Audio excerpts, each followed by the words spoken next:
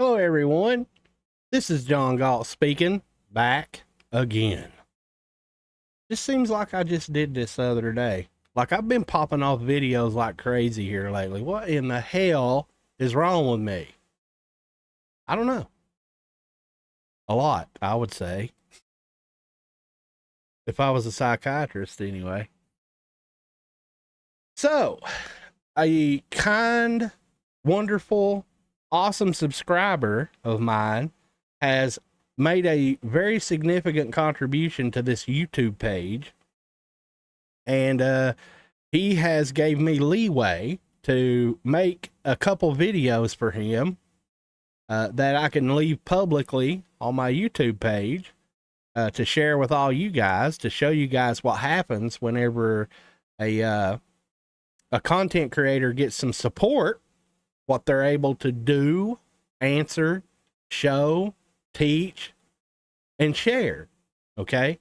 So yesterday's video, we did a very, very long video yesterday. I believe it was like 3 hours where, I was kind of showing a little bit of the mentality behind how I get to the root of problems in the engine, how to figure out where you need to look a little better, how to determine whether it's the damn engine that's the problem or whether it's the something in your blueprint scripting or your coding or whatever it is. So it was a big long video. Of course, nobody will watch it because nobody's got time for that, right? Where's that video on YouTube that everybody watches that's got millions of views where that lady's house caught on fire or something? And she says, ain't nobody got time for that. And they've turned it into a song and all of this crazy stuff. That's what we need here. Ain't nobody got time for that. And so this is the second video that I am committed to make because of the contribution that was made. And I spoke to the guy that made the contribution after yesterday's video. He's watched it. And he was super thrilled with it. He was like, that's exactly what I wanted.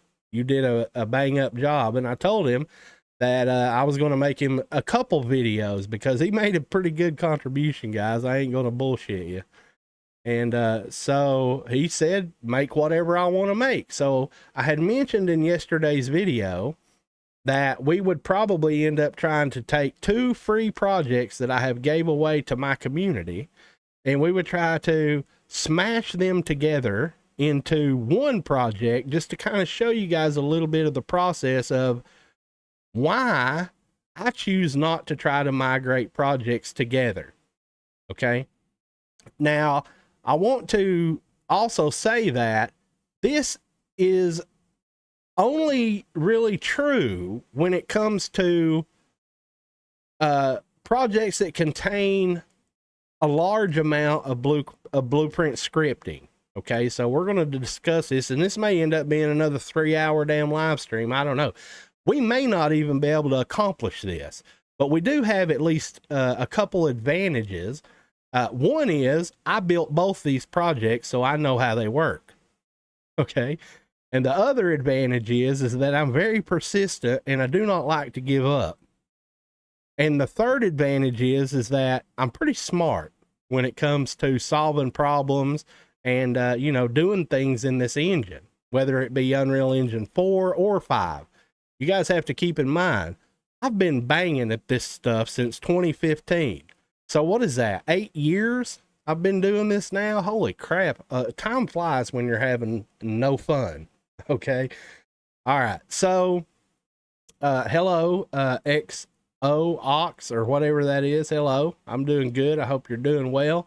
So I will be checking the chat from time to time, but keep in mind that I do have a little bit of an itinerary here that I want to try to do. So I may not be stopping very often, but I will check chat. I will keep an eye on it, and I will interact with you guys either midway through the stream or towards the end of the stream. Okay, so hang out.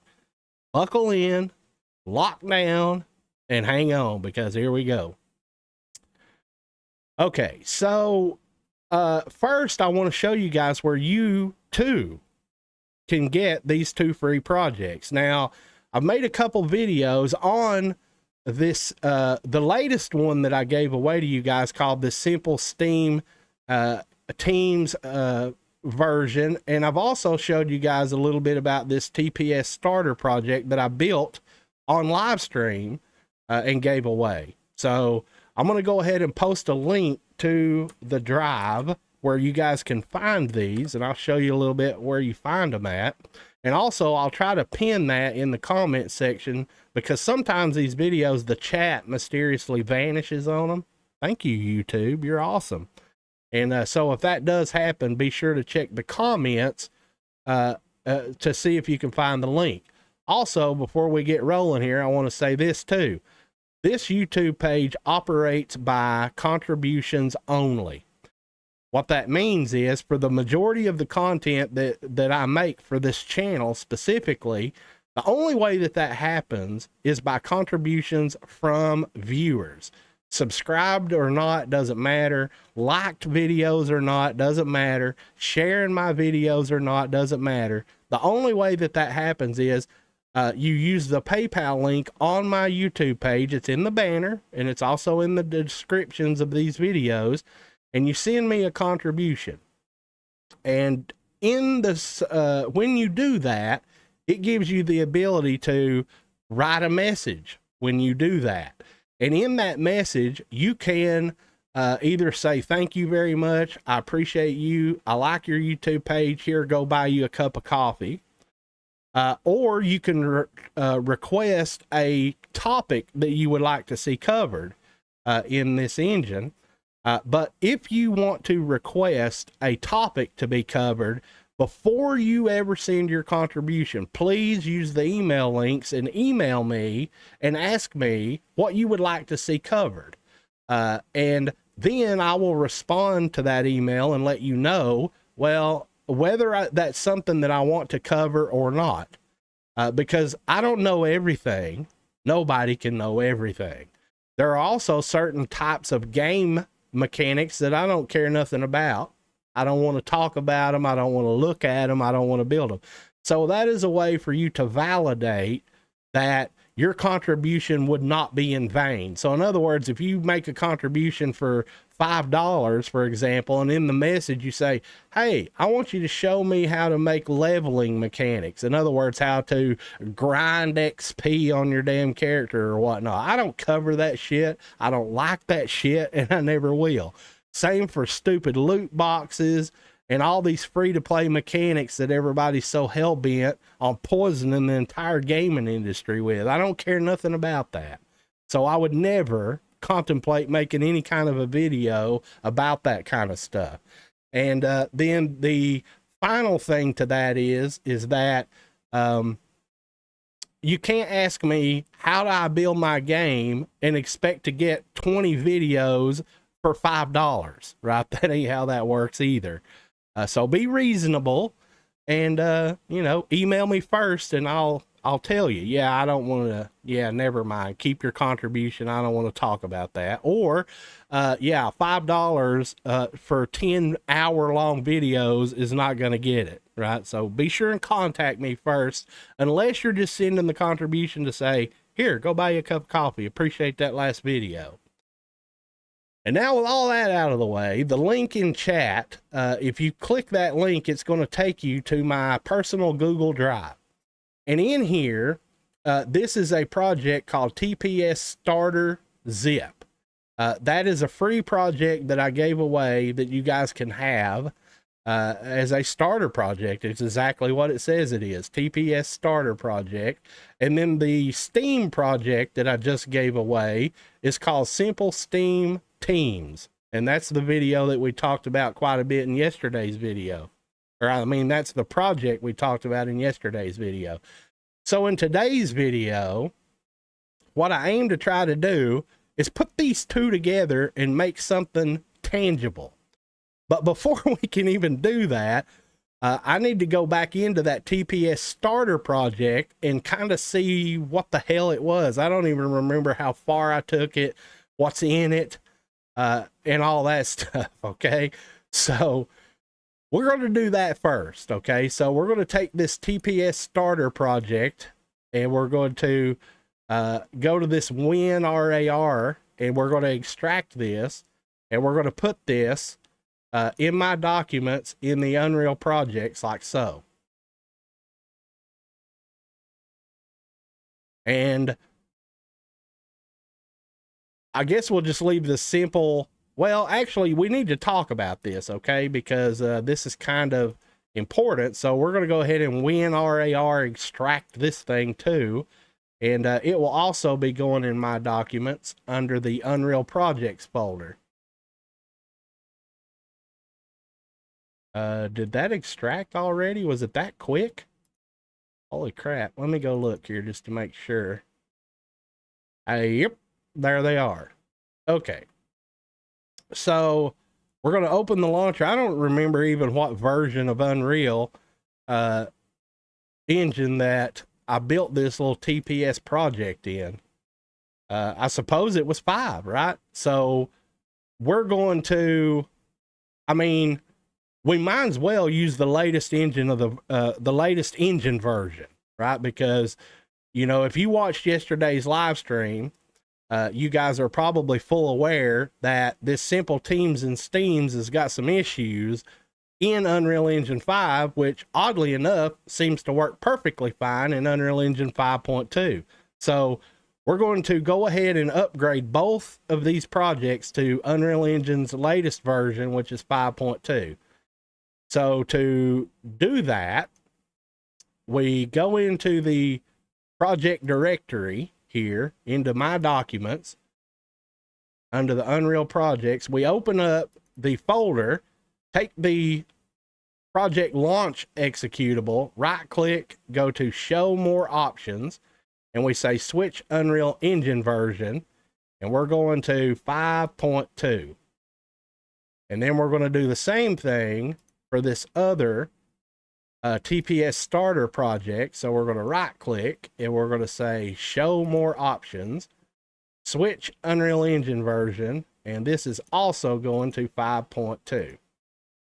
So there we have it, and we shall relaunch the launcher, and now you'll see that both of them say that they're going to open in Unreal Engine 5.2. So the first thing I want to do is go poke around in this TPS starter here and make sure it didn't explode by going from 5.0 to 5.2. And also to kind of familiarize myself with what the hell is even in here. I don't even remember. But we're fixing to find out.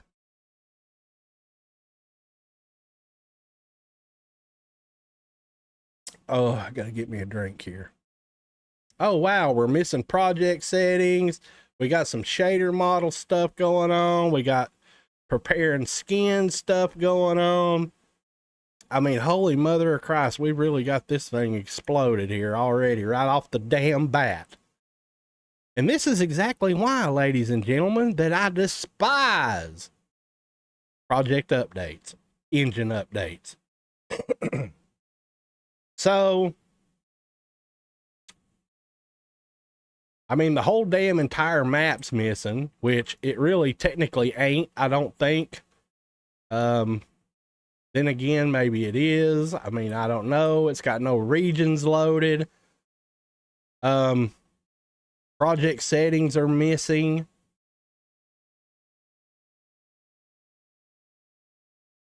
Go ahead and save all here. And what happens if I hit the play button? Oh, wow, imagine that. Everything comes back. So let me go ahead and let it finish doing whatever the hell kind of updating BS it's trying to pull here. Isn't that fantastic? Oh, look, the landscape physical materials is blowed up. The mesh cards are needing rebuilt, whatever in the hell that is. Raise your hand if you know what a mesh card is. I don't even know what the hell that is. Why can't they just leave shit alone? I mean, seriously.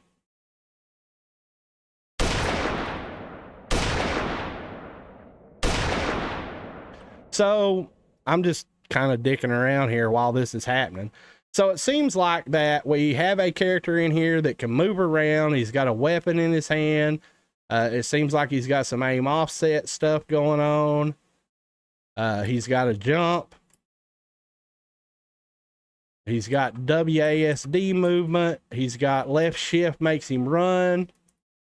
So he's got some stuff here. And if I remember correctly, didn't we set this up for multiplayer? Meaning it will replicate. I don't know, but there's an easy way to find out, which is if we go look in some of these blueprints here. Let's see here. If we go to, I guess maybe the character blueprint, and we look at some of the weapon firing logic here, we would be able to determine this really quickly. So, yeah, I see a switch has authority node. So we're spawning that weapon on the server, storing it in array. Okay, so yeah, it looks like all this stuff that we did set this up for multiplayer at the time that we did it. So that's awesome news, considering the Steam project is multiplayer, right? And the whole purpose of these two would be to get yourself a little working multiplayer third-person shooter style something or another. Okay. So okay. Now, I don't suppose there's any reason for me to test any of that stuff because it was all working whenever we packaged this. So I guess we need to prepare the other project. And we need to have a discussion here too, obviously.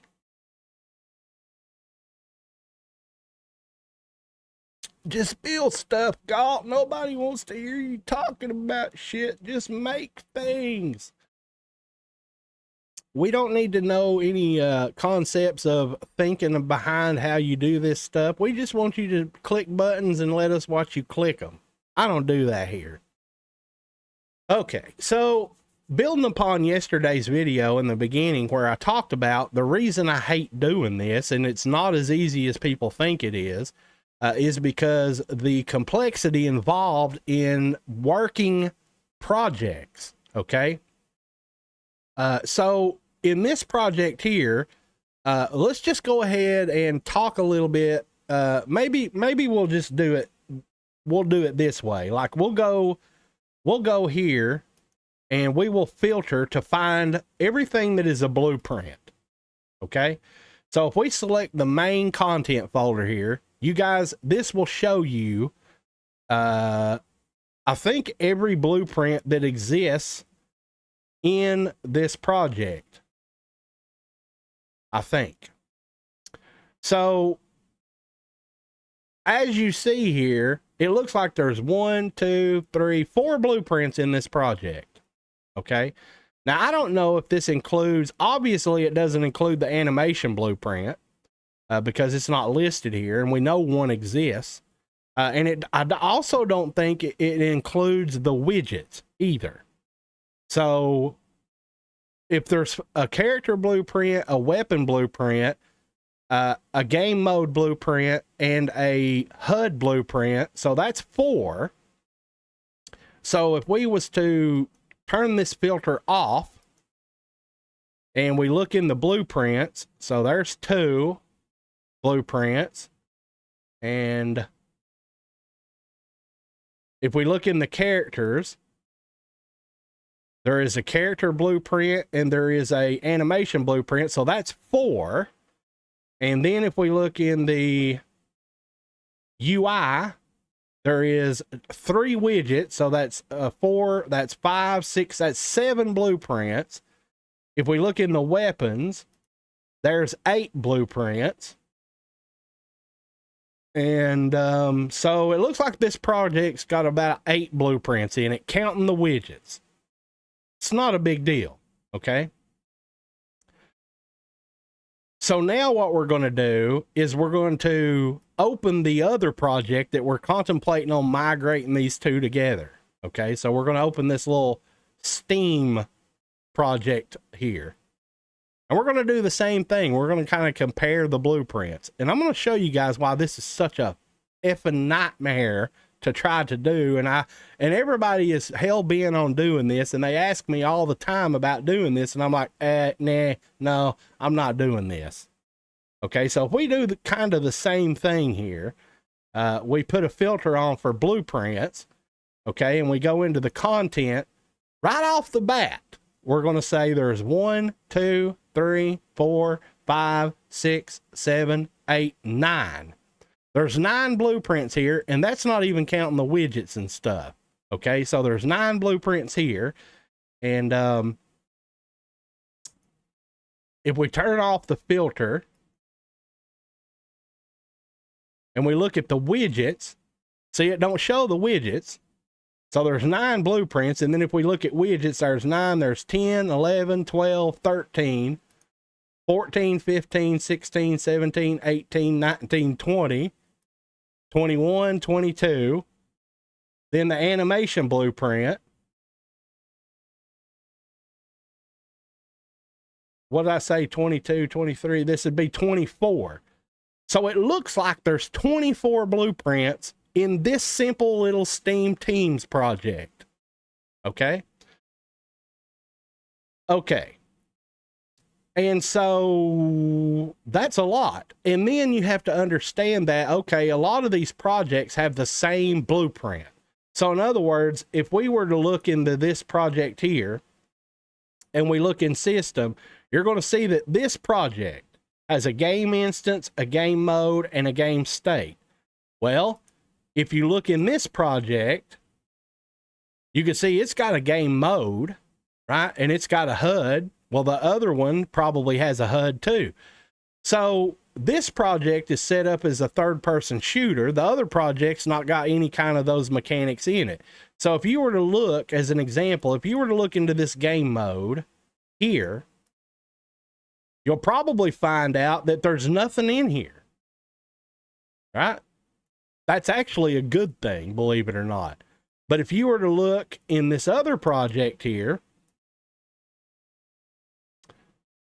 if you were to look in this game mode, look at this. This one's actually got quite a bit of stuff in it. So what that means is, if we were to try to put these two projects together into one, well, we've already got 2 game modes. That project's got a game mode, and this project's got a game mode. So there would have to be a decision made. Do we use the game mode in the TPS project, or do we use this game mode? And the way that you kind of have to determine whether that's what you're going to do or not is, how much of this crap are you going to have to either try to copy paste into one or the other, or how much of this crap are you actually going to have to rebuild completely? Okay? So we'll use the character blueprint as an example here, because I'm pretty sure that they're loaded up, both of them. So if we look at the character master blueprint in this project and we zoom out, this is how much crap is in this character blueprint that allows this project to function. Okay. Now remember, this character in this project don't have any kind of weapon or anything on him. So all this stuff in here is simply to get this project to work, which it does respawn. It creates some references. It's got the ragdoll mechanic in it. The respawn mechanic starts out in here. So there's a lot of stuff in here, like a ton. And then if you were to look at the character blueprint in this project, I bet you this character has also got a ton of stuff in it. Okay, so if we open this character master blueprint, have a look at that. It's got quite a bit of crap in here too. So then when you're thinking about putting these two projects together, you have to decide. You can't use both these characters. Okay, it either has to be one or the other. You can't use them both. So what you have to do is you have to take the stuff in one of the character blueprints that is necessary in order for the two projects to work together. You have to take that stuff and put it in this character, or you have to take the stuff out of this character blueprint and put it into the one that's in the other project. Okay? And there's no way that I know of where you can just right click and say merge blueprints and the shit just work. It don't work that way. Okay. So that's a big deal. And so that's just something that I wanted to mention to you guys for you to keep in mind. And that would go for every single blueprint that there's a duplicate of. So that means everything that makes this character have the ability to move around in the game, that's in the animation blueprint. See all this stuff in here? And in the event graph, see all this crap? Well, if you were to look in the other character's animation blueprint,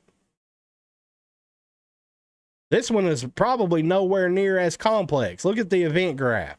That's all that this character's got. And if you look in the anim graph, that's it. That's all that this character's got. So we've got two animation blueprints that are going to have to try to figure out how to put them both together into one. Right? Do you see? It's complicated, guys. It really is. Okay.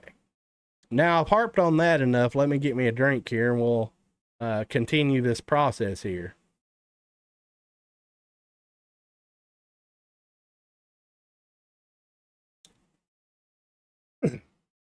Okay. Now the next thing to consider when you're trying to put two projects together is plugins. Yeah, but John Galt, I didn't use no plugins in my project. Yeah, I bet you did too. Okay. So, let me show you what I'm talking about here. So let's see, which project is this? This is the simple Steam and Teams. So if you come up here and you go to plugins, this is all the plugins that come in the engine. Okay, now I want to make this perfectly clear. I'm not even talking about plugins that you can get off the marketplace or other places. This is just the stuff that comes in Unreal Engine. It ships with it. And there are tons of these things. Okay? Now, I'm a smart guy and I build stuff and I've been doing this for a long time. So I can already tell you right off the bat, if you look into the Steam, if you do a search for Steam here, you're going to notice that by default, this little Steam Teams project that I give you guys for free, there is two plugins that are enabled in here that I'd about be willing to wager you are not even enabled in that other project. Now, when you migrate one project to the other project, to my knowledge, it don't look at the plugins and say, hey, this one's got these plugins enabled, so let's enable them in this one when you migrate it. This one's got these plugins enabled. Let me, enable them when we migrate. I don't think it does that. Now, maybe I'm wrong. I've been wrong a time or 10, but I don't believe it does. So another thing that you have to consider when you decide you want to try to merge two damn projects together and try to, hey, look at this game I made. Are there any plugins that are used in one project that have to be enabled in the other project and vice versa? So that's something for you guys to keep in mind. So what I would like to do is go in this TPS starter project. See, this project here was never set up to use Steam. Yes, it does some multiplayer stuff, but it was never set up to do Steam stuff. Okay. So if we come in here and do that same little experiment and we go to the plugins, if we do a search for Steam here, you're going to notice that there ain't a single damn Steam plugin enabled. So that means if we were to try to bring that Steam Teams project into this project, it ain't going to work from the get-go unless we enable those same two plugins that are enabled in this project. In that project, we have to enable them in this project. Okay? So, in this project here, one of the reasons that I built this on live stream was because I done something that I normally don't do, which is I experimented with a new way to animate a character, and I did it using some of the new plugins that came in Unreal Engine, right? So let me open this animation blueprint and show you guys what I'm talking about. So in this project, I implemented a turn in place animation, which normally I don't put that in my little projects for demonstration purposes. But I did in here because I wanted to try out some of these new plugins that came in this new engine and see if they were all what they were supposed to be cracked up to be. Okay. And I think if memory serves me correctly, let me look here. I don't know if this one is the one that I actually did that in or not. So we have direction here. I don't know. I believe that at some point during this project, this originally started out using a different method of animating the character. Now, I don't know if it ended up that way or not. That's another reason why I had to come in here and look into this stuff to see if it did. So let's go into the anim graph here. And let's see, root yaw, offset, pitch. I don't know. I think I finally scrapped that concept here. So let's go into locomotion, walk, run. No. So I didn't end up using it. I didn't end up leaving it that way. Okay. So, but regardless of that, when this project was first set up, I did experiment with using a new method of animating the character more like the way the Lyra example was done. So that means that there would be some animation plugins in that project enabled, and I just closed that, and I totally didn't mean to do that. That means that there would be some animation plugins that were new that would be enabled in this project that wouldn't be enabled in that Steam and Teams project. Okay. And if you want to see what I'm talking about here, if I go to edit and go to these plugins here, and there should be a section here for animation. Okay. If you look down through here, there's animation data plugin enabled. The locomotion library is enabled. The anim modifier library, the animation sharing, animation warping, the control rig spline, and all this stuff. Motion warping, that was enabled. Okay. And if we look at the Steam Teams project, I guarantee you that crap probably is not enabled because I didn't turn it on. So if we go back to the simple Steam Teams and go to plugins and go to the animation section here. So we got animation data. That one's not on. Let's see here. The animation warping is not on. The control rig is, the spline is, and there's probably a few more. But the point I'm trying to make here is that if in that TPS project I had left it that way, where I experimented with using the Lyra style way of animating a character, if I migrated this project into that simple Steam Teams project, my character wouldn't be animated correctly. It wouldn't work probably. And I'd be sitting there scratching my head trying to figure out why it don't work when, until I enable those same plugins in the project that I migrated from one to the other, it wouldn't work. Okay.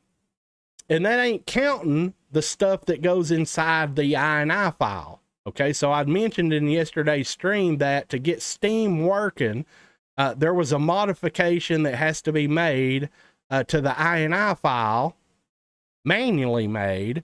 And if I was to try to bring that Steam Teams project into this TPS project, the Steam plugins would have to be enabled or it wouldn't work. And I would also have to make that same modification to the INI file or it wouldn't work. That's the point I'm trying to make here. And never mind what we talked about a minute ago about all the different blueprints that have to be, that you have to try to merge into one. Okay. So when people ask me, why I don't talk about this. This is why. It's a nightmare to do this. Usually. Now, there are some exceptions to that maybe I'll talk about now. So, whenever you guys hear me talk about merging two projects together, what I'm talking about is not probably what you guys think. So, in my library here, you guys are going to notice that I've got a metric ass ton of, projects that I've either bought, got free, or whatever it is. All this crap they give us away free every month. I got some of that crap in here. I've got a bunch of crap that I bought that is in here. I'm not talking about asset packs. Okay, so what I'm specifically talking about here is like, okay, so look at this African animals pack. Now that may have some blueprint scripting in it, but usually people buy these things for the models and the animations, maybe. Or for example, if you find something with world building in it, like a city subway or train, and I'm sure that's got like a little map in it. And maybe they put some logic and scripting in it to make the train go boop, boop, and move a little bit. But I guarantee you it probably ain't got much in it. Most people would be saying, okay, I want to make a shooter game. So you got all your shooter mechanics. And now I need some maps, or I need some world building assets that I need to bring into that shooter project and start constructing my levels. That's not the same thing. I'm not talking about that. There's no problem doing that kind of stuff. What I'm talking about specifically is taking two projects that have a heavy amount of blueprint scripting already completed and trying to take, my shooter project and merge it with some damn sword slashing game. Okay, that's what I'm talking about. Or, this close combat swordsman mechanic, or some fighting game or something like that that's already got character blueprints, all kinds of weird animation cues that have to be used. That's what I'm talking about. I'm not talking about a stupid pack of cars that you bring into your third-person shooter and line them up on the side of the street for props or whatever. I'm not talking about that. That's easy to do all day long, okay? I just want to make the clarification about specifically what I'm talking about here. Okay? Okay. So now with all that rattling out of the way, I'm going to take a breather here and check chat, and then we'll carry on with this endeavor. Okay, so hello, Scott Lang. How are you? Pink Panther, hi, my birthday coming tomorrow. Well, happy early birthday. So Oni, hello, Oni. Cool as always with the shades on. And Mr. G Street Games is back, so hello and welcome back to you. And we're going to make a big ass mess here in just a minute. I promise you that.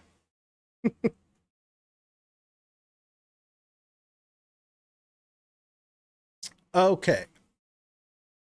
So with that, we're going to do this here.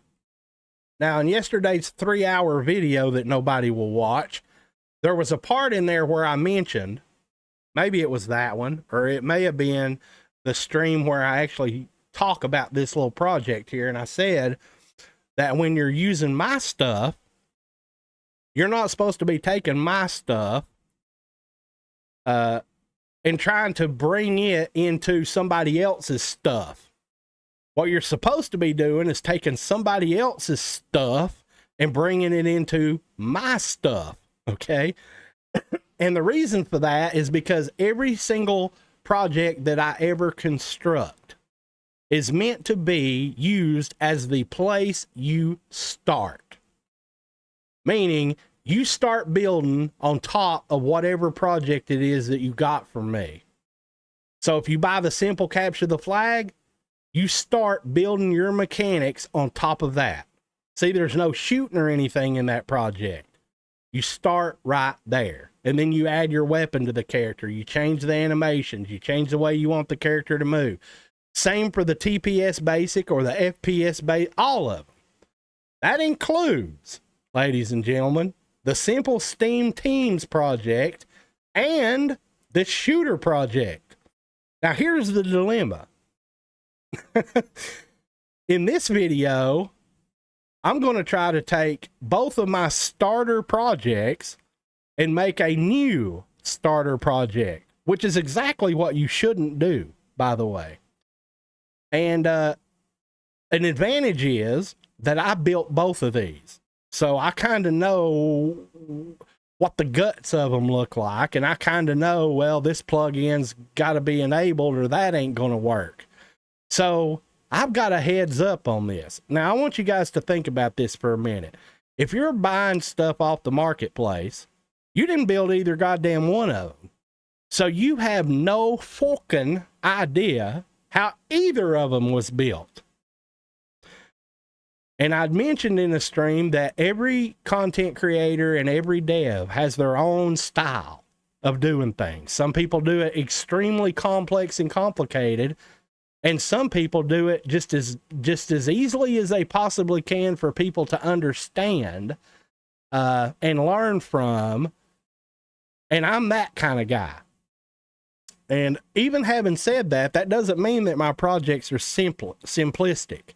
Some of them get really, really complex and complicated, but I do not create any unnecessary functions for you to have to dig through.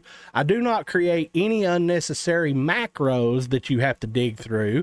I don't use any unnecessary fluff that you have to dig through, such as blueprint interfaces and that kind of stuff, which then makes it where when you open up one of my projects, you don't have as much crap to dig through as that you would in some other projects that may have been created by a different content creator. Okay. And so that's an advantage when you buy my stuff. And that's why I hold myself to a little bit higher standard than most. And that's why when you buy something from me, I tell you it's professional grade quality. That doesn't mean that you are going to have to know exactly how blueprint interfaces work. And if you don't, you're screwed. You don't have to know a lot of things. Fluff, I call it. Things that you can use to streamline maybe the processes, but they're not necessary. Okay? That's just one more damn thing that you have to try to figure out and understand. So I don't do that. So with this being the case, what I think that I'm going to do here is, so this Simple Teams and Steam project that I gave you guys for free, it kind of has all the stuff that I really need. It's got the menu system for hosting. It's got the teams already implemented. It's got the respawn system already implemented. The only thing that it's missing is it's got crappy animations, and it don't have any of the shooting mechanics that this TPS starter project has. So what I think I would do in this scenario, remember the person that funded these videos, he's wanting me to go through how the hell do I make decisions and stuff. I believe what I would do is I would take this TPS starter free project and I would migrate it into this Teams project, and then I would try to take everything that's in this character blueprint in the Teams project and add it to or modify it to the TPS starter project. So that's the game plan. That's what I'm going to try to do. And we may end up having to go the other way. We may have to try to take this Steam shit into this one. I don't know. Okay, we're going to find out together. And I'm not guaranteeing and making any promises that I can actually achieve this. Okay? But we're going to give it the old college try. And by the way, I didn't go to college, but we're going to give it the old college try anyway. So we're going to go ahead and save this. It's already locked up. Shit, I done blew it up. Look at that. Look at that.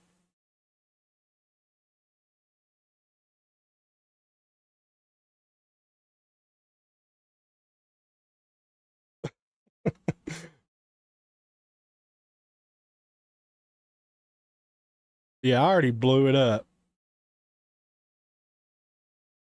But that's okay because we'll unblow it up if we have to. So what I really need out of this entire project is the character, right? So let's go ahead and spawn in here. So this character already has the gun attached to it. It's got the animations, and the animation blueprint is already attached to it. The weapon logic is already working. So really all I need is this damn character. I don't need really all the damn extra stuff. So what I'm going to do is I'm going to go into the character's blueprint, and I'm literally just going to try to migrate the character master blueprint. So I'm going to right click here. I'm going to go to asset actions, and I'm going to say migrate. And you can see I'm going to go ahead and hit save, and it'll probably blow up again. I may have to start all over already.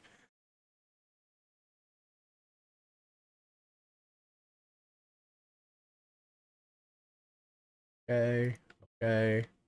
And we're going to go to the My Documents here, Unreal Projects, the simple Steam Teams, and we're going to select the content folder, and we're going to say select folder, and let's see what happens here.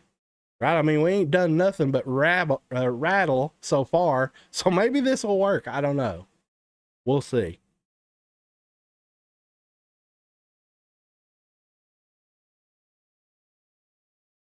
About now. And it crashed, but that don't mean it didn't work. Okay. And no, I ain't bothering sending them a damn bug report. Okay. Okay. So I'm going to go ahead and close this down, and I believe it crashed out both of them. Maybe. Nope. This is a simple Steam Teams. So it didn't crash this out. Okay, so if you remember the folder structure of this project, everything in this simple Steam Teams folder is to do with this project. Everything else that it brought is from that other project. Okay, so just keep that in mind.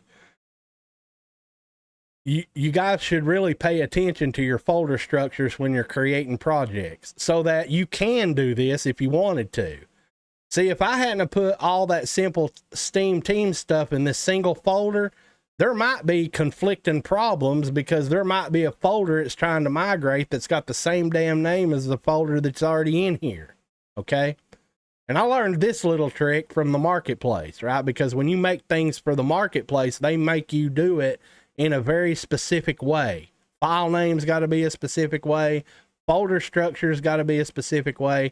And TLDR of that is you have to put everything in its own little folder. Nothing can be anywhere else except in that folder, so that if you migrate it, you have this. I know that this simple Steam Teams, everything to do with that project is in this single folder. Everything that I just migrated from that other one is either in the weapons, miscellaneous FX, characters, or audio. Okay? Okay.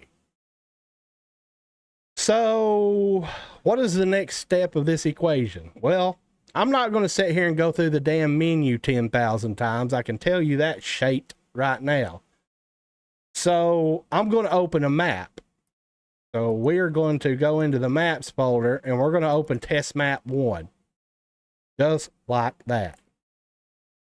And before I ever even worry about any kind of multiplayer stuff, I'm just going to get it working. Okay, so I'm going to hit the play button here. And remember, I didn't save a project version of this with all the stuff fixed from the last video. So we got to go fix this right off the bat. We got to go in here and fix this. Deprecated player name variable.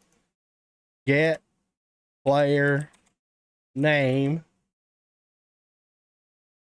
And also, since we're using Unreal Engine 5.2, I don't have to worry about that damn map issue that we harped on for 3 goddamn hours yesterday. Okay? So I don't have to fool with that either.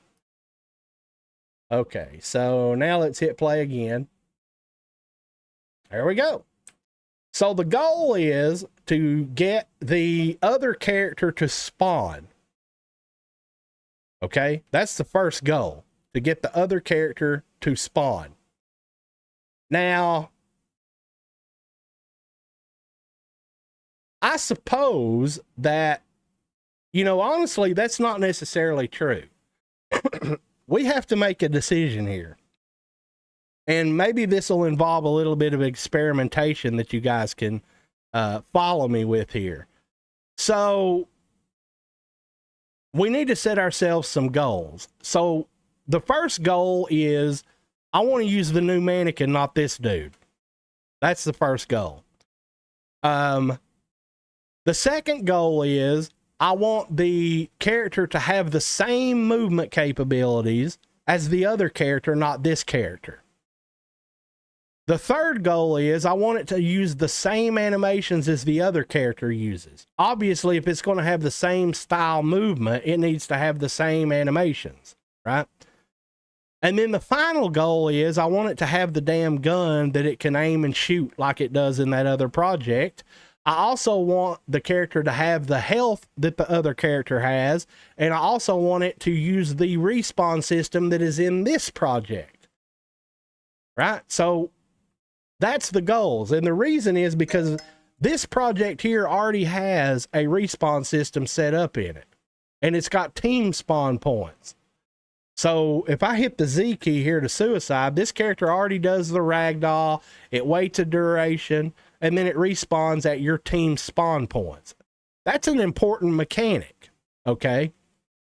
And we need that to also work with this new character. So I got a beep here, so let me check this just to make sure, you know, there ain't nothing extremely important going on here.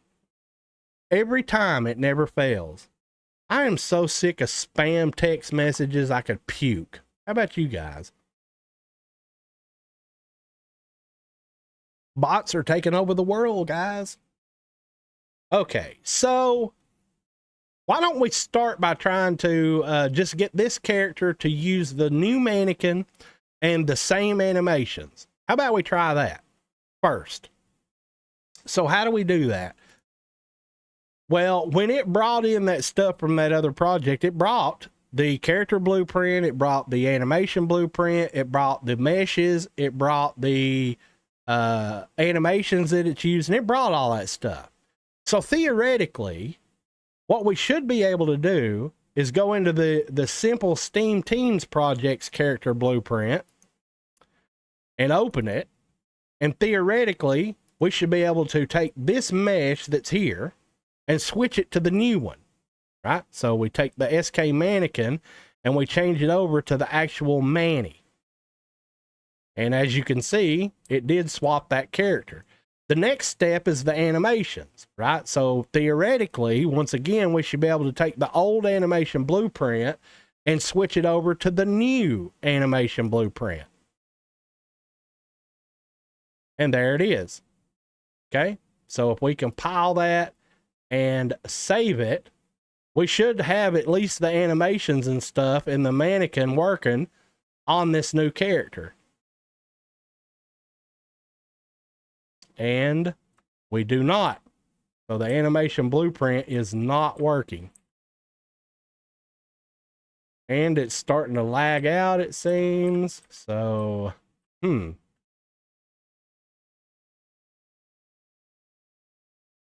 let's see here.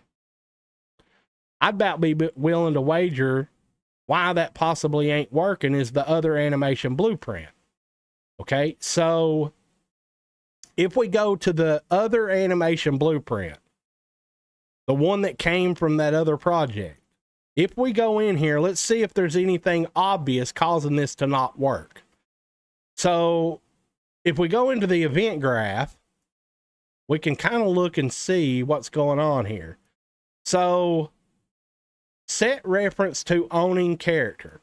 Now, here is probably part of what the problem is. Because in every project that I make what's called a character master blueprint. And then every character that I use after that becomes a child of that one. So this character blueprint that it's casting to here is not the same character blueprint master that is in this project here. Even though they're named exactly the same, they are not the same. Okay? See, this Steam Teams project here has a character master blueprint, which is named the exact same as this character master blueprint. That's a problem, okay? So we need to figure out a way that we can differentiate between these two character blueprints. So what I'm going to do here is kind of rename these blueprints so that I can keep track of what's what here and not confuse myself. So this character blueprint, which is from the other project, I'm going to postfix that, I guess is what you call it, put an underscore and put TPS at the end of it, so that I know that's the one from the TPS project, not this Teams project. And I'm going to do the same thing for the damn animation blueprint. So I'm going to postfix that with TPS. And just to be clear here, it wouldn't be a bad idea to do that for every blueprint that you know there is a duplicate of. It wouldn't be a bad idea. Or alternately, you could consider trying to move everything out of that other project into its own folder, but that's still not going to make it really easy to determine which one's what. Okay? Okay. So let's go ahead and save all that. And I suppose we could put something postfix to this character blueprint and stuff, but I'm a pretty smart guy, and maybe, just maybe, I can keep track of it by putting it on those two only. So now what I'm going to do is I'm going to go back into that animation blueprint from the TPS project, and I'm going to try to correct this, okay? So what does that mean exactly? Well, that means that this cast node is not the correct one. See how it says cast 2 character master? We need to recast that. So we're going to type cast here. Maybe let's type master. And see how that one now shows up with the TPS at the end? We need it to cast to the other one. Okay, so we're going to cast it to just the master. Now, this reference was created, if we look at it here, this is the TPS character reference. So if I try to plug this here, it ain't going to let me. So what I have to do is change this reference to be the other character master. So I'm going to type master here, and this needs to be this character master. And I'm going to go ahead and say change variable pin type, and it'll probably break a bunch of stuff, but I'm going to do it anyway. Okay. And I'm going to recompile that and save it, and it'll show all my errors, right? So I'm going to go ahead and plug this up and this up. And you can see that this target is broken now. So I'm just going to hold down the Alt key and unhook it. And then I'm going to try to rehook it back up again.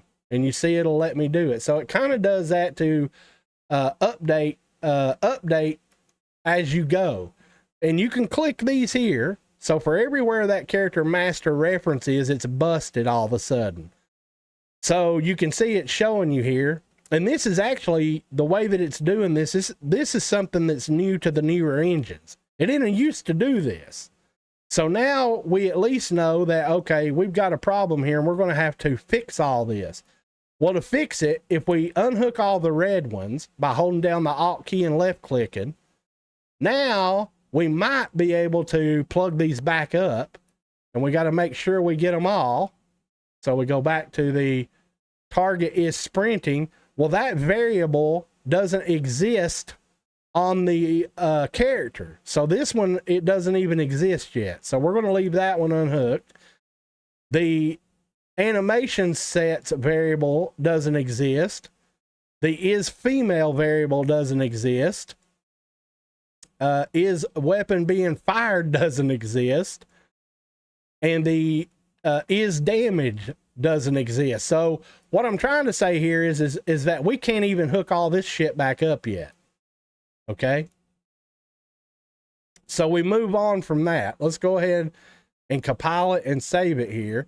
And we may have to unhook all these, right? So let's just go ahead and unhook all these because it may prevent the animation blueprint from working. So I'm going to go ahead and unhook all these, and may as well just go ahead and delete them. And we may have to come back and fix that. So I'm going to go ahead and do that and recompile it and save it. And now let's go ahead and move on to the other stuff.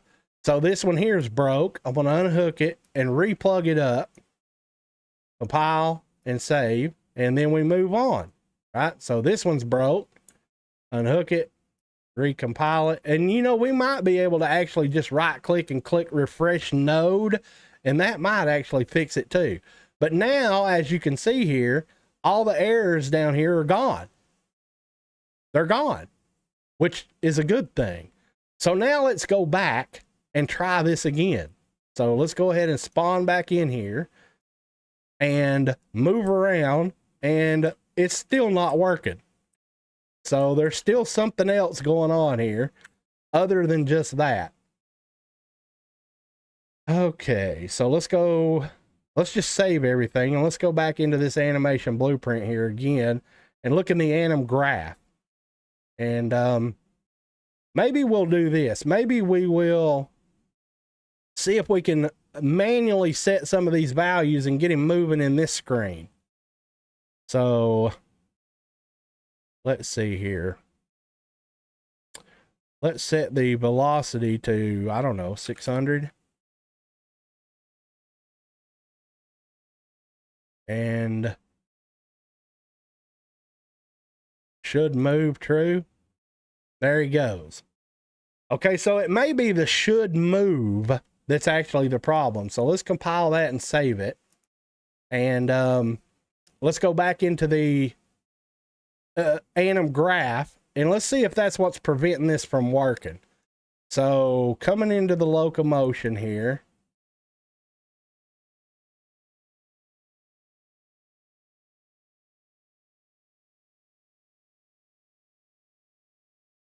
Idles and turns, and to get into walk run. Aha, there's the issue. So this variable here is never getting turned true. So we need to go back into this event graph and figure out where that variable is at. Like, where is that? Is sprinting, is female, is firing weapon. Should move. So it's right here. This is where this is actually happening at. And we are getting the movement component. Where is this reference set for the movement component? Well, it's coming out of here.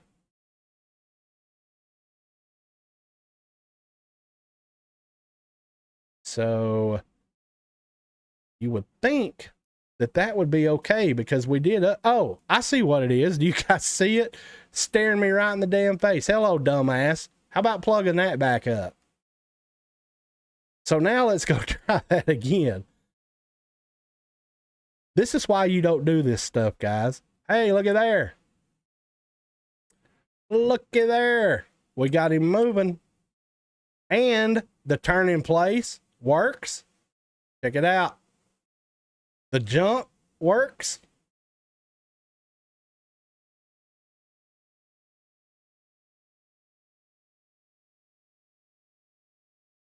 And yeah, so there's that. So part of the goal here is complete. We have this character on the new skeleton, and we have it using the new animation blueprint that has all that movement that I wanted. So that's good. That's a good start. Okay, so I guess let's see, what would be the next thing that we should probably try to do here?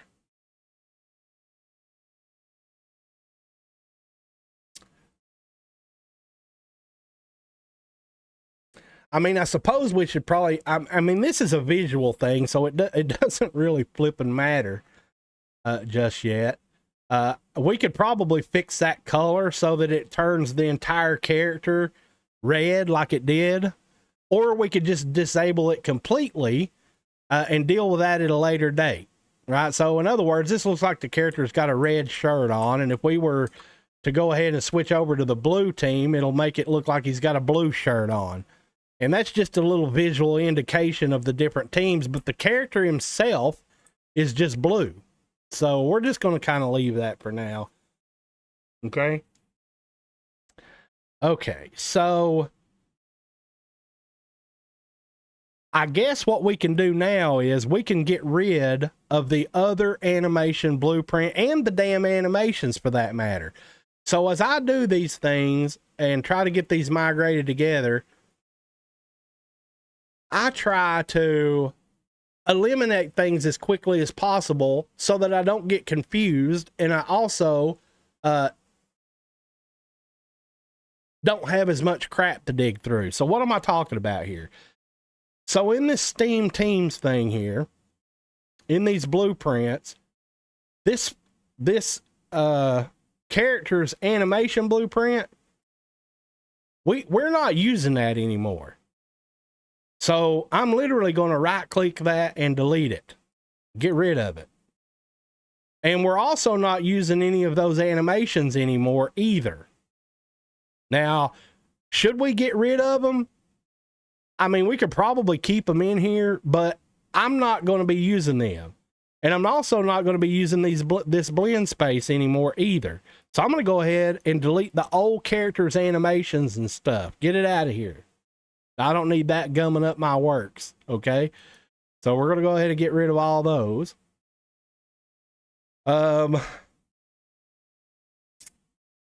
And it would probably be a good idea at this point to go ahead and move this animation blueprint and anything to do with the animations into this new, into the Steam Teams folder. So what I'm going to do is I'm going to move that animation blueprint. I'm going to move it here. I'm also going to move this enumeration. I'm going to move that here. And I'm also going to move this uniform compression thing here.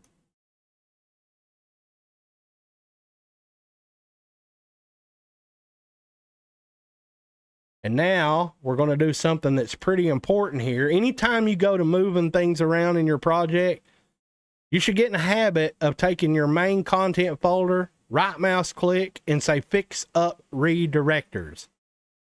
Sometimes it leaves redirectors and sometimes it don't, but this engine does not like for you to move shit around. So anytime you move stuff, always fix up your redirects. Okay. Okay.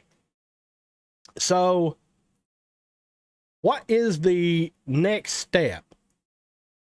Well, in this character's master blueprint from the other project, let's just go poke around in here and see what we actually have going on here. So we've got all these input actions and all this stuff. Well, obviously that's already in the other blueprint because it's working. Okay. So we're probably not going to have to fool with any of this stuff here. So we're not going to have to fool with the camera input gamepad shit. That's a fact jack. So I'm going to go ahead and delete that out of this character's blueprint so that I don't have as much crap to dig through. I'm going to get rid of that.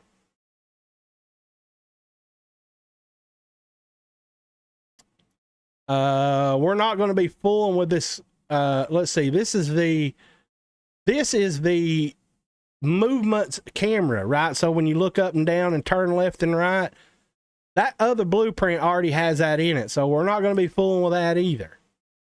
That other blueprint also already has the movement in it, but you're going to notice that there are some things done at the end here of the movement input. So I'm not going to delete that one just yet because we're going to need to put this in the other character blueprint. Okay.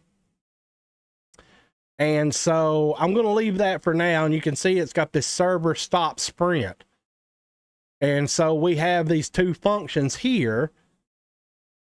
So we've got an input action sprint here. And that's got quite a bit of logic associated with it. So we're not going to delete that. This is the setting the animation sets. And I had this in here on a toggle, and it's disconnected at this time because I wasn't using it.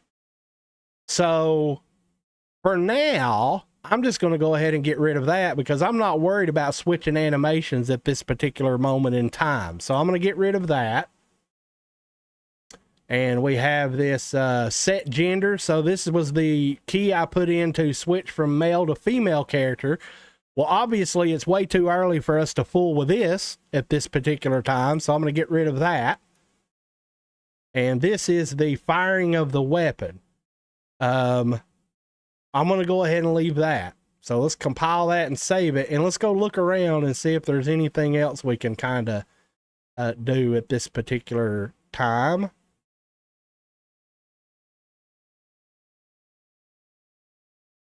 Jump.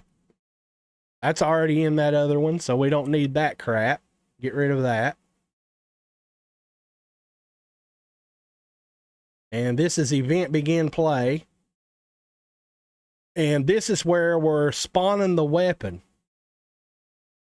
And we're also setting the health of the character. And this is the administration of damage. So that may be something that we end up having to do. Okay. So I think the next thing that we would probably do is we would want to finish getting the functionality of the character going. So let's go ahead and spawn back in here. And so the character's in the unarmed animations, and obviously he's unarmed. So we don't need any weapon animations at this very moment. Okay. And so the turn in place animations is already working. The aim offset seems to be already working. See how the character's head's moving up and down? And the basic movements of the character's working. But what isn't working, as far as the movement of this character, is the sprinting. Right? See, when I hit that left shift button, it ain't sprinting crap. And also, as this character's walking, you're going to notice that it's not synced up, right? Like he's moving a lot faster than the animation actually should let him. So let's start cleaning this up a little bit. So if we go into that third person character from that other project, let me look and see what the damn movement speed is by default of that character. So let's go to the character movement component and let's see if we can figure that out. So max walk speed is set to 300 centimeters a second. So we're going to go set this character's movement speed to that same speed. Yeah, I always go in that wrong folder. Isn't that awesome? So we're going to go in here and go to the character movement, and we're going to set that to 300 centimeters a second. So that'll clean that up, theoretically. So let's spawn in. I'm just going to leave both the character blueprints open because we're going to be bouncing back and forth here for a few minutes. And I always test everything as I go. Okay. So now you can see that he's not moving near as fast as he was. So that seems to sync up a little bit better.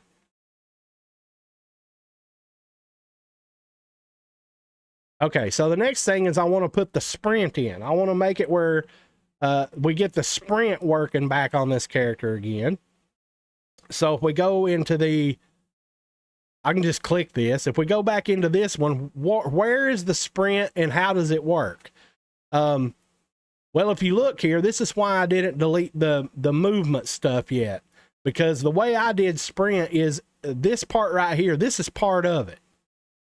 And it calls this server stop sprint. But if you look here, we have an input action here called sprint, and it runs these functions here called server start and stop sprint. And then we've got this character movement stuff here. We've got some branches going on, and we've got all this stuff happening. And then it comes all the way up to this. So what I'm going to do is I'm going to break this apart in chunks. So I'm going to take this part right here and move it. And then I'm going to take this entire part right here, all this, and I'm going to hit Control C and copy it. Then I'm going to go into the other character that we're trying to get this stuff working in, and I'm going to find me a blank spot here, and I'm going to hit Control V, and I'm going to paste that in here. And it's going to do this, whatever this is, fix self context functions. I'm just going to hit confirm. I don't know what the fuck that's all about. I haven't tried to do this in a long time, so we're going to wing through this. So obviously I don't have this action input in my project settings. So for now, I'm just going to leave it there. And we need to look through here and see if we can't patch up some of this stuff. Everywhere you see red, there's problems. So you can see that this right here is a problem because it's probably because that event is not created. So let's right click here and see if we can do a refresh nodes. And right click here, do refresh nodes. And let's recompile that and save it. Okay. And we're going to do the same thing here, I guess. Refresh nodes. And here, refresh nodes. And compile that and save it. And just gradually start weeding them out. Okay. All right. So we have this one here. Right click. Refresh nodes. Compile it and save it. And you can see that these have errors here because these variables do not exist. Okay. We're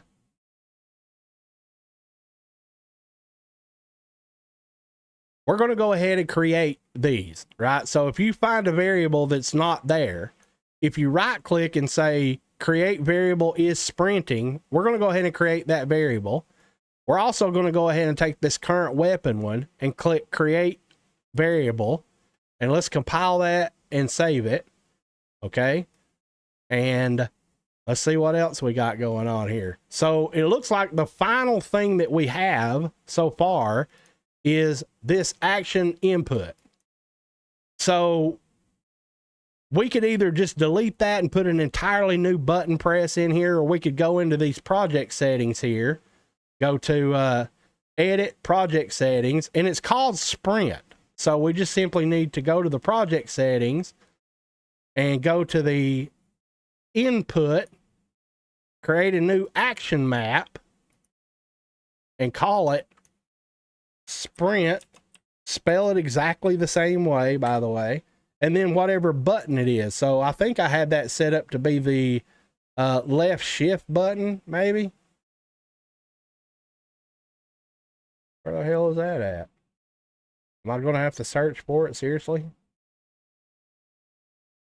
Right shift, so left shift. Okay. And now when we go back in here, compile it and save it, it probably should take care of that last one. And it did. So now we need to go check to see if the sprint is working. And so we go in here and we hit the left shift button. You can see it is speeding the character up, but it's not changing the animations. Do you see that? So back in the animation blueprint, access none, trying to read property current weapon ref. Okay, that's fine. That's because we don't even have the weapon here yet. So let's tick these things. See, this is why I don't do this shit, guys. It's a fucking nightmare. I could have already probably rebuilt the majority of this already without having to sit here and do with this. But I want to show the process because people need to know how big of a nightmare this is, and why, you know, these people that go to the Unreal Marketplace and think they're going to buy advanced locomotion, John Galt shooter, you know, some hack and slash template and some RPG template and smash them all together and just have a game, are out of their mind. That ain't how that works at all, guys. Okay, so what the hell was I saying? What is my name? What are we doing again? Oh, the let's go in here and see if we can get those access none errors dealt with. So we're going to go back into this character blueprint, and the reason that it's doing that is because of this variable. It's not populated and there's nothing in it. So as a temporary fix, what I'm going to do here is put in is valid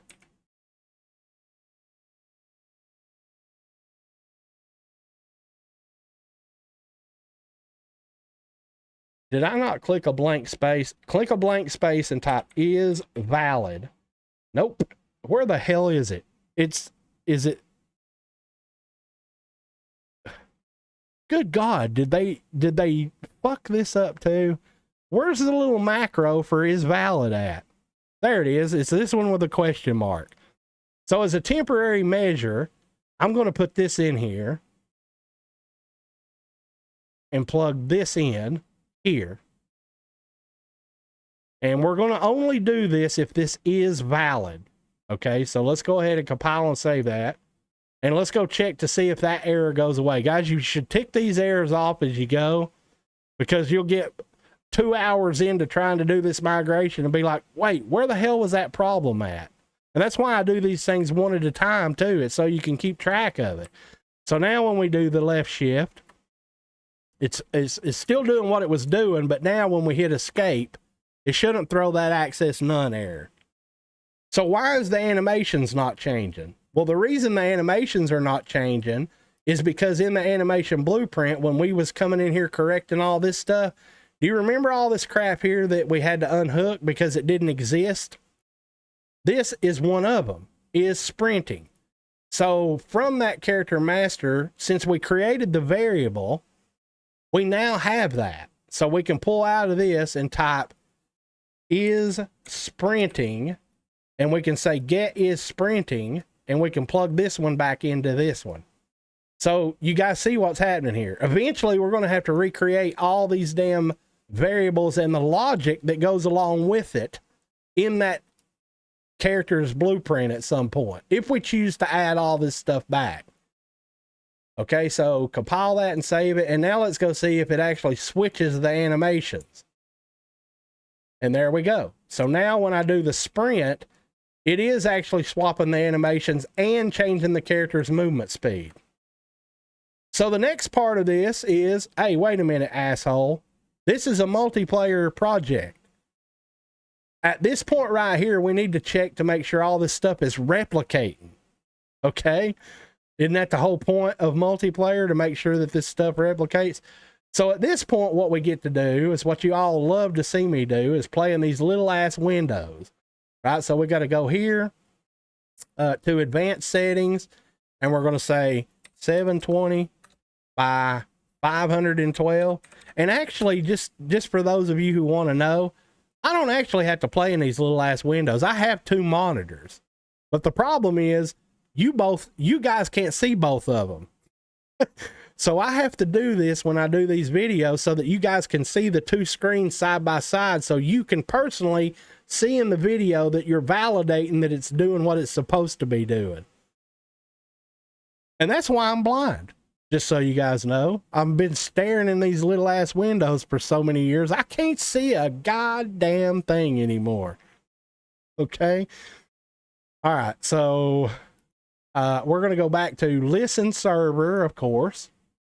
And we're going to be doing 2 players. All you need is 2 to make sure that it's replicating. You don't need to try to get 4 damn screens going on here.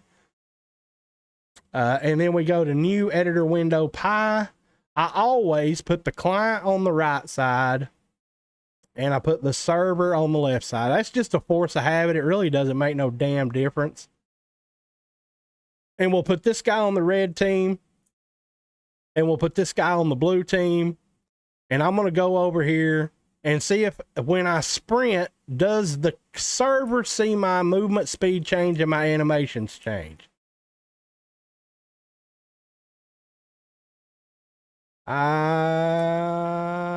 It seems like it kind of does, but it kind of doesn't. It's a little jittery. right? So we're going to have to look into this, but let me first, before I do that, try the server side. So Mr. Client, when I do this, what do you see? It's pretty much the exact same problem.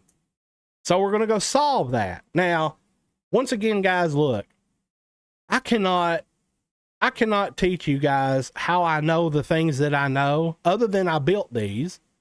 And I also have done Blueprint multiplayer for a very long time, since 2014 or 2015. I've created numerous projects. I've done tons of work. I've created tons of tutorials. That's how I know these things.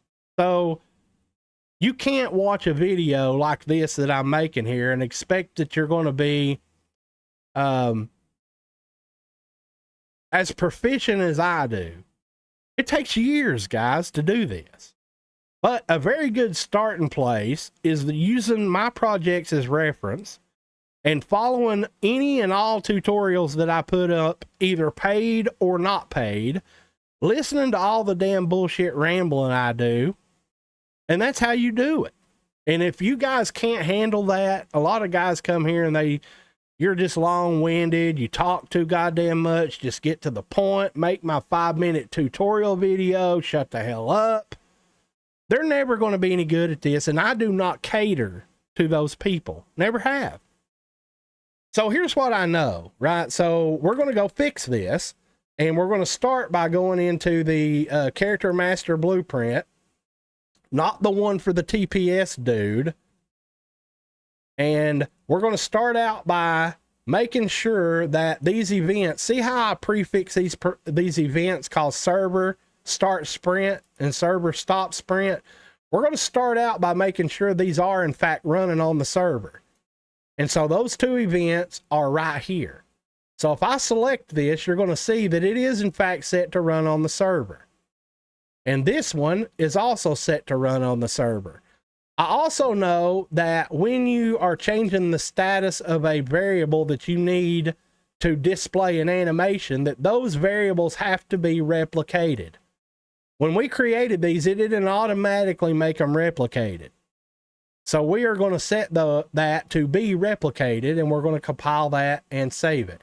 And we're going to kind of continue through this logic here just to make sure that if it's prefixed with client, it is actually set to run on the owning client. Okay, client stop sprint, that is set to run on the owning client. And we're going to continue on here. So this is a multicast swap weapon socket, and that is in fact set to be a multicast event. We haven't done the weapon yet, so maybe I won't even bother doing that, but I know that needs to be replicated too, but we ain't got that far yet, so I don't want to jump ahead. Okay, so let's compile that and save it, and let's go see if that cured the problem. You got to tick these off one at a time, unless you know what you're doing, and I could have probably fixed all it. I'm walking through this on purpose so that you guys can see this. All right, let's try it again, shall we?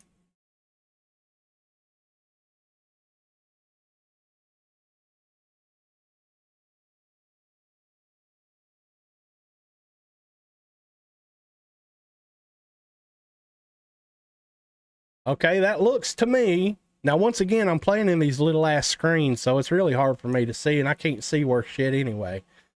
But it looks to me like the client is working. It is in fact changing the speed of the character, and it is in fact changing the animation from the walking to the sprinting. So we just need to validate the server side. So we'll bring the server in here, and we'll do the same little test.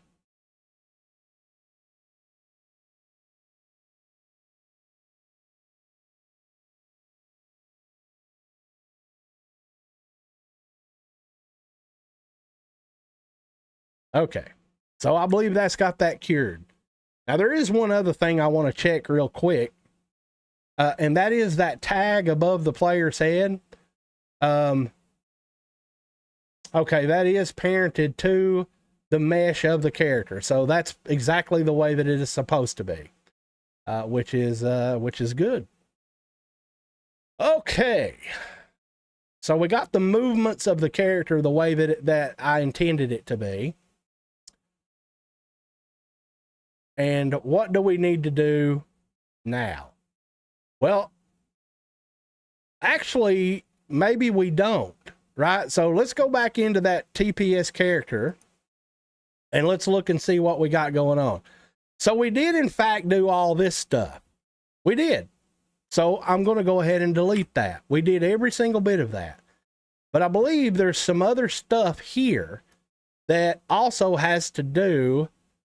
Let's see, we have a function here called server stop sprint, or is that a custom event? That is a custom event that I just deleted. Let me hit Control Z here. And we'll back that bitch up. Let's recompile it and save. There is an error there. Actually, let's hit Control Z again. Did I not go far enough? There it is. And now let's compile it and save it and see if that corrected it. So it did. So we need to do this here and call server stop sprint, which we already have that in the other character here, but we need this part. So I'm going to go ahead and just copy this little chunk here, paying attention to where that comes from, right? And that comes out of the move forward and the move right. So we're going to copy all this right here. Control C. We're going to go into that other character blueprint, which I should just have left open, but for some reason I closed it.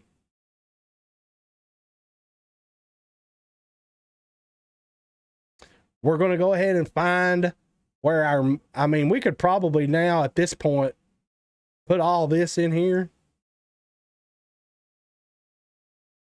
I'm not going to sit here on live stream and fucking make y'all guys watch me straighten up lines and shit. So we can move that over this way just a little bit, maybe.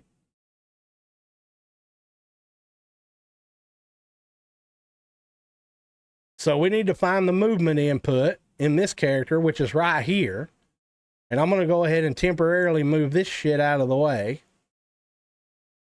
And we're going to select this blank spot here and hit Control V to paste that in here. And if you forget, go back and look, right? So both of those are coming out, going into this true thing here. So we can do this and this. And these were coming out of the inputs. See these equals stuff here? Those are coming out of the axis events. So we can do this. And we can do this.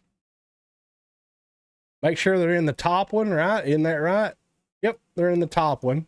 You'd be surprised, right? I've plugged them in the bottom before by accident and wonder for an hour why the shit's broke.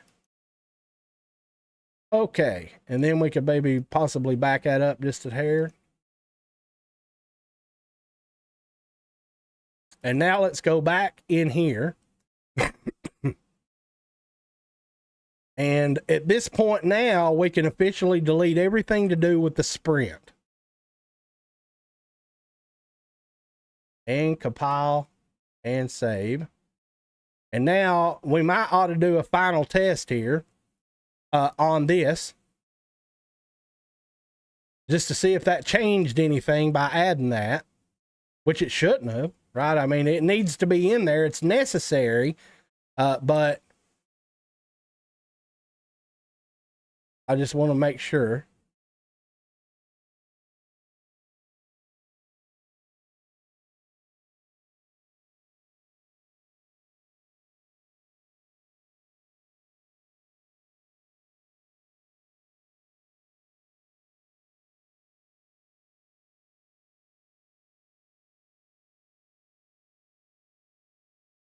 Okay.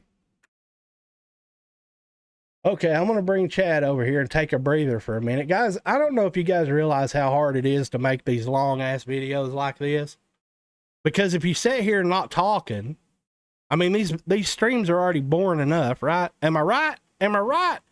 Well, if you stay here with dead air and not talk, it's even that much more boring. So I have to constantly keep rattling as I'm doing this for entertainment value, which ain't very entertaining.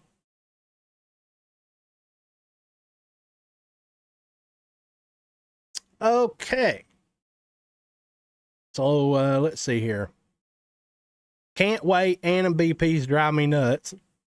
I hate messing with animations. I literally do. I try to make everything for the marketplace as agnostic as possible, which makes it extremely hard and time consuming. That is absolutely correct. Tough decisions to make, John. Good luck. Well, I appreciate that. And believe me, I will need it. Asman says, hey, John, I think I should apologize for my comment. Hope it can be forgiven. I'm better than that. I didn't even see what comment you're talking about. Enlighten me, Mr. Asman. I don't know what you're talking about. I'm the blind leading the blind here, okay? Okay, so let's go back into this character blueprint and see if there's anything else we could probably take care of while we're in here. So what do we got left in here? Well, this is for the firing of the weapon.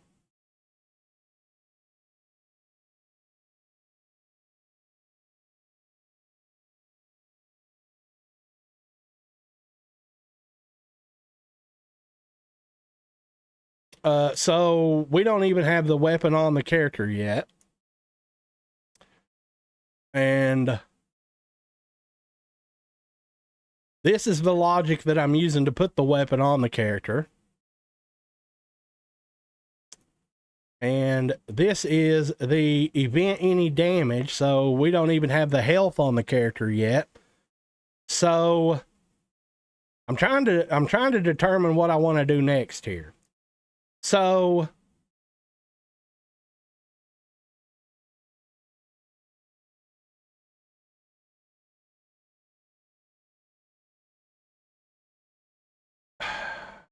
let me think here. Okay. I think what we're going to do is this part right here on event begin play. Okay. I think this is the part that we're going to do. So we're literally going to take this event begin play and we're going to copy everything but the actual event begin play. So we're going to go from this sequence here all the way this away. And not the event any damage. We're going to hit Control C here. And then we're going to go into this character blueprint and see if we can find the event begin play. And right there it is. So I want to move that somewhere so that we can paste this above it or below it. It doesn't matter above it or below it. We're going to hit Control V and paste it here. And that already has a sequence. So we could either at this point add another pin here and do this. We need one more. So we could add a pin here and come down to this, or alternately, you could just hook it into that sequence, right? So I'm going to delete that. And let's go ahead and compile and save this. And yes, it's going to crack the shits. Why? Because we do not have these two variables. See? So we're going to right click here, say create variable max health. And we're going to right click here and say create variable current health. And then we're going to recompile this and save it. So now when we spawn in here, I believe a gun's going to show up, guys. Are you prepared for this? You are not prepared for this. So let's spawn in here. Oh my God. What do I see in this character's hand? Even though he's not in the correct animations, I see a weapon in his hand, which is a glorious thing. And if we hit Alt Tab here, sorry about that, guys. I get a bit loopy when I fucking do this, just so you know. So let's make sure it's replicated, right? So the client's got his gun. Look at there. Looky there. And the server's got his gun. And of course, it don't do anything. obviously, at this point. And just because we created those health variables don't mean that there's health yet. So if you remember from the other project, there was a health bar in the lower left-hand corner on the UI. Do you remember that? You guys remember that? Let's open up the... Okay, so this character also has a tag above his head. Okay, so the other character has a tag above his head too, but we could potentially end up having to create some of this stuff, because if I'm not mistaken, and remember guys, I'm trying to go off of memory here. I don't remember how far we got in that other TPS project. I don't remember. But if we had the health in the lower left-hand UI, I'm pretty sure that we had the health also in the bar above the character's head. So we need to make a decision at this point. Are we going to go ahead and get the gunfire and all that stuff working first and then do the health? Or do we want to go ahead and get the health on the character and then do the gunfire stuff? Well, since I know things, I know that we ain't even got the correct animations going yet. So we've got a lot to do. Does it matter which way you do it? Do you do the animation part first, then you get the gun shooting first, and then you get the health going? It doesn't really matter. We just need to know that we've got all these things to do. Okay? So I don't necessarily know what I want to do next. Okay? But we need to do something, right? Because otherwise this stream's coming to a grinding halt all of a sudden. And we can't have that. So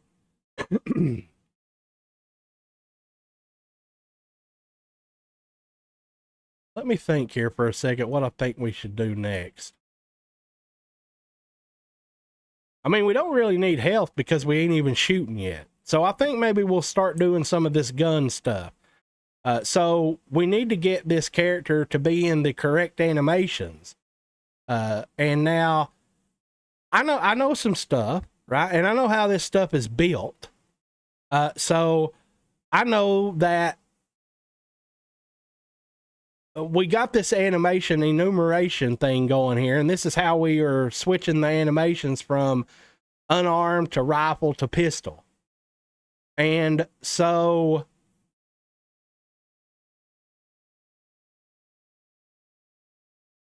if we go into the animation blueprint, that's where that goes to. Okay, so if we go into this animation blueprint, right here's where that is. See this?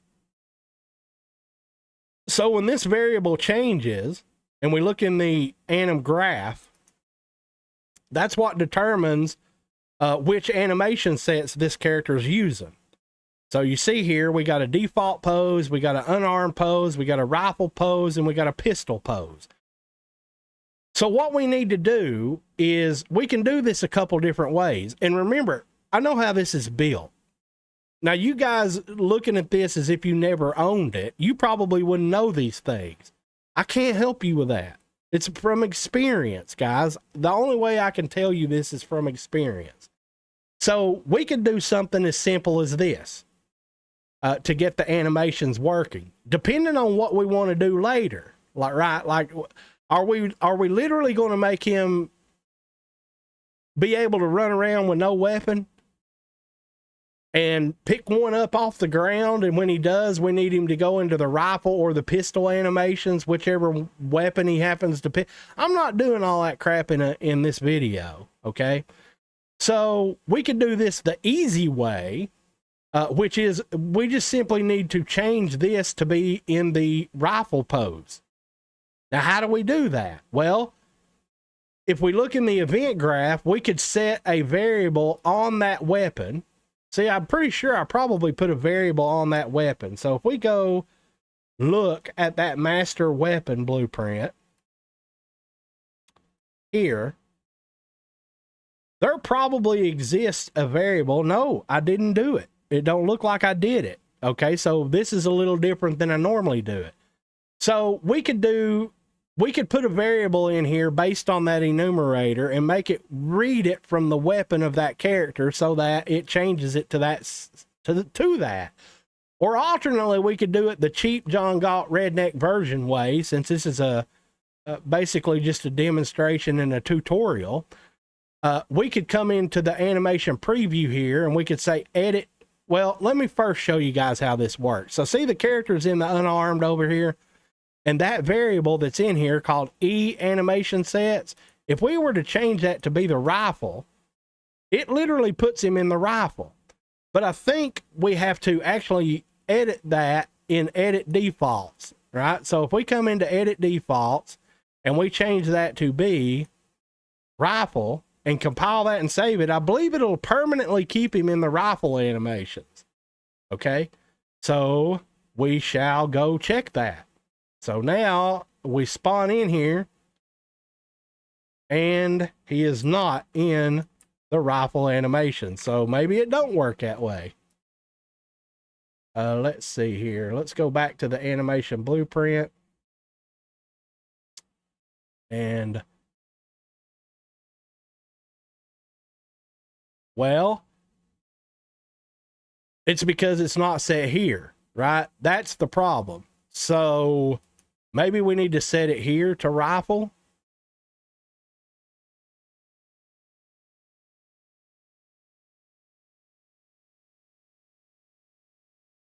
Is there something I'm missing here? I would think that should do it. Okay, so maybe it's in the character blueprint. Oh, I know why. I literally know why it's doing it. So let me spawn in here. Oh, well, there it is. He actually is in it now. Okay, so the reason is because in the character blueprint, I believe that variable is actually inside the character blueprint. Well, it wouldn't be in this one. It would be in this one. Let's see if it's in here. Yeah, see, it's actually in here. So technically, we could do this. We could, let me see if I can find where that's at. Well, actually, we could just do it this way. Let me drag that variable in here, get it, and I'm going to hit it and hit Control-C to copy it. I'm going to go to the character that we're working on, and I'm just going to paste that in here. And then I'm going to right click and say create variable and compile that and save it. And then we don't need it right now, but we need it. We will eventually, probably, if we do any more with this project. So I'm going to delete it. And now let's go back into this character blueprint, animation blueprint, and let's set that back to be unarmed. And I'll show you guys probably why that was a little wonky. And we could come back here to the edit defaults and we could put that back to what it was at default, which was unarmed, and compile that and save it. And if we spawn in here, he should be unarmed animations again, and he is. And so to make it be permanent, we could come into that character's blueprint. This is the one that we're using in this project, and we could find that variable that we just created, and we could set that to be default of rifle, compile it, and save it, and it needs to read it in the animation blueprint. So remember when we unhooked all this crap? Well, now we can put that one back. Okay, so we can come out of this character master reference, and we could say E_anim.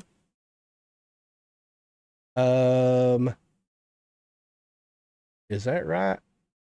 Animation. Where the hell is it? There it is. Get E_anim sets, right? The reference that's on that character, and now we can plug this back in. And so now what we can do is in that character's blueprint, whatever we have this set to at default, that's what the animations will be. I remember now we put that in there so that we could change the animations manually. So see, he's in unarmed.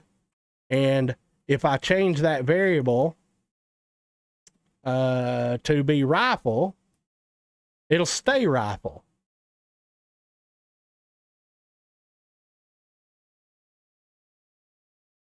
See, there he is. And so now the aim offsets and all that stuff from that other project will work just fine. But we need to check multiplayer as always. So let's bring in this guy and let's make sure that he's actually in the correct animation set, and he is.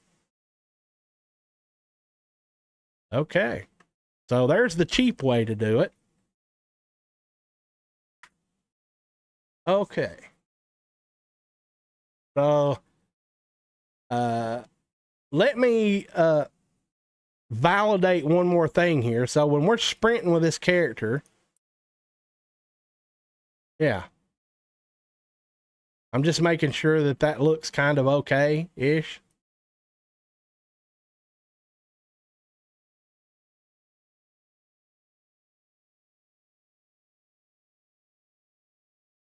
I mean, this is, you know, we're not doing a AAA game right here at this very moment. But yeah, these are the animations out of Lyra, by the way. I didn't even make these animations. I don't even like them, to be perfectly honest. But when you're using free stuff, you got to use what you can get your hands on, right? Who wants to spend, you know, several $1,000 hiring some mocap studio to do you some custom animations? Nobody. Okay. All right. So now we have that. So I guess the next part of this equation would be getting the gun shooting, right? Wouldn't that be the next part? So let's go back into, well, we can close this weapon master blueprint, right? I was just looking for that variable. I didn't know if I put it in there or not. And we can close this animation blueprint at this point because we don't really need that at this very moment. And so if we go to the TPS character that we're trying to rebuild, we can delete that variable. I just did that. Oh, but one thing I want you guys to notice is that that variable is actually replicated. See, it's got balls. Do you see that? That's an indication that that variable is replicated. Well, in this one, we didn't set it to be replicated. So if I bring that in here, you can see it's not replicated. But it doesn't have to be if you're not changing it in real time. So in other words, we're manually setting this variable here. So it doesn't have to be replicated. But if we were changing this in real time, meaning, let's pretend for a moment we got two guns, right? We got a pistol and a rifle. So if we start out with the rifle in our hand and we press a Q button or something and switch it from a rifle to a pistol, the logic required in order to do that has to be replicated, which then causes this variable to have to be replicated. But since we're not doing that at this very moment, we could leave that unreplicated. But just so you guys know, when you're trying to migrate these projects, you should pay attention to whether those variables are replicated or not. Okay? Just as a side note there for you guys. You guys would think I've done this before, wouldn't you? I have. Don't like it, don't mean I have to like it. But I've done it before. Migrating projects is what I'm meaning.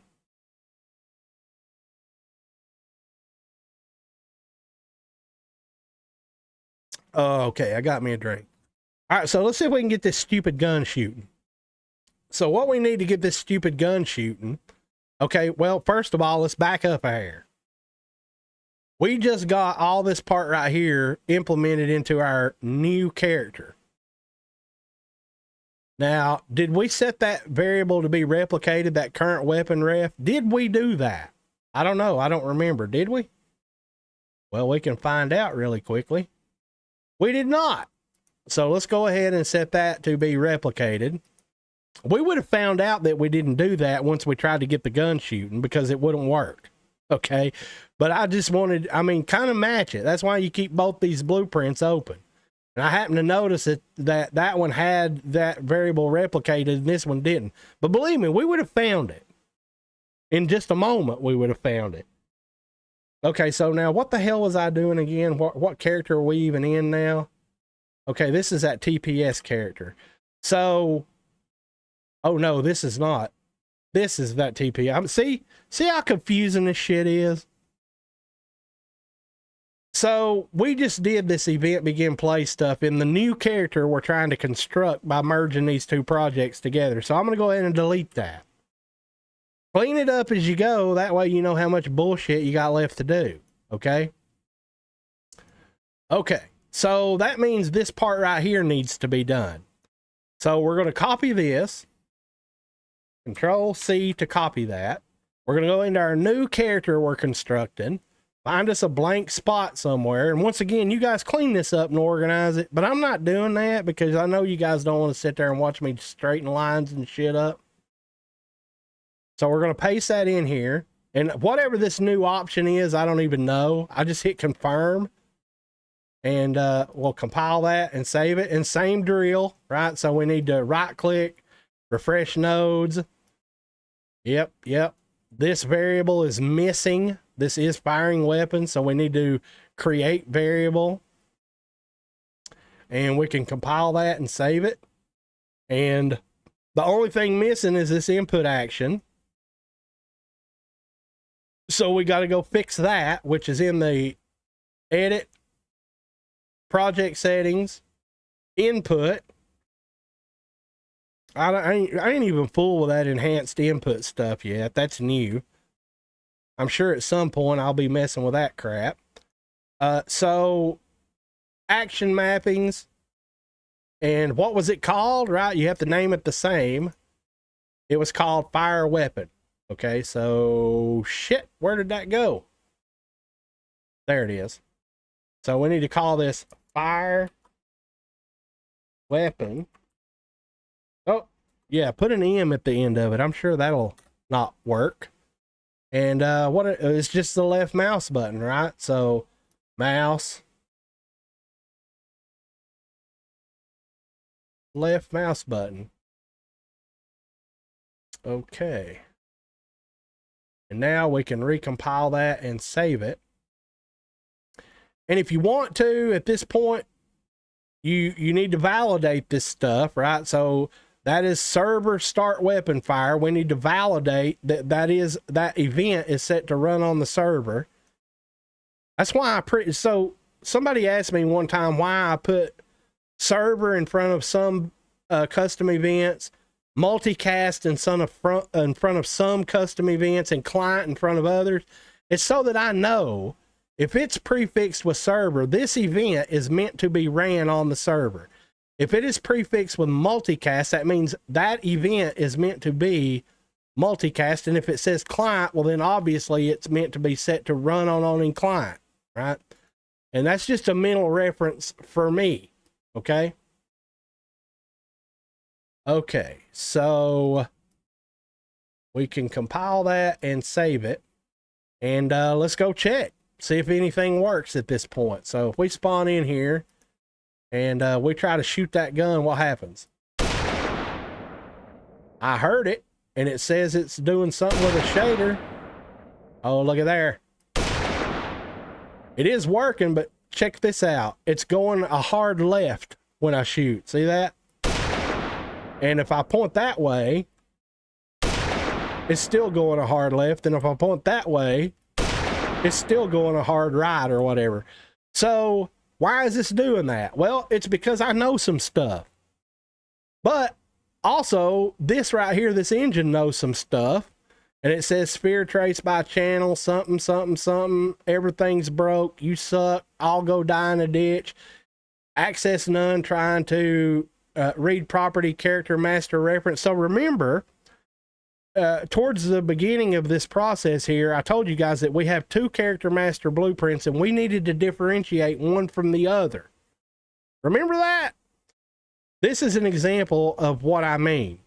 So the problem is, if you guys want the TLDR, there is in the weapon blueprint, there is a reference to the character master. There's a conflict between it referencing the new character master or the old character master.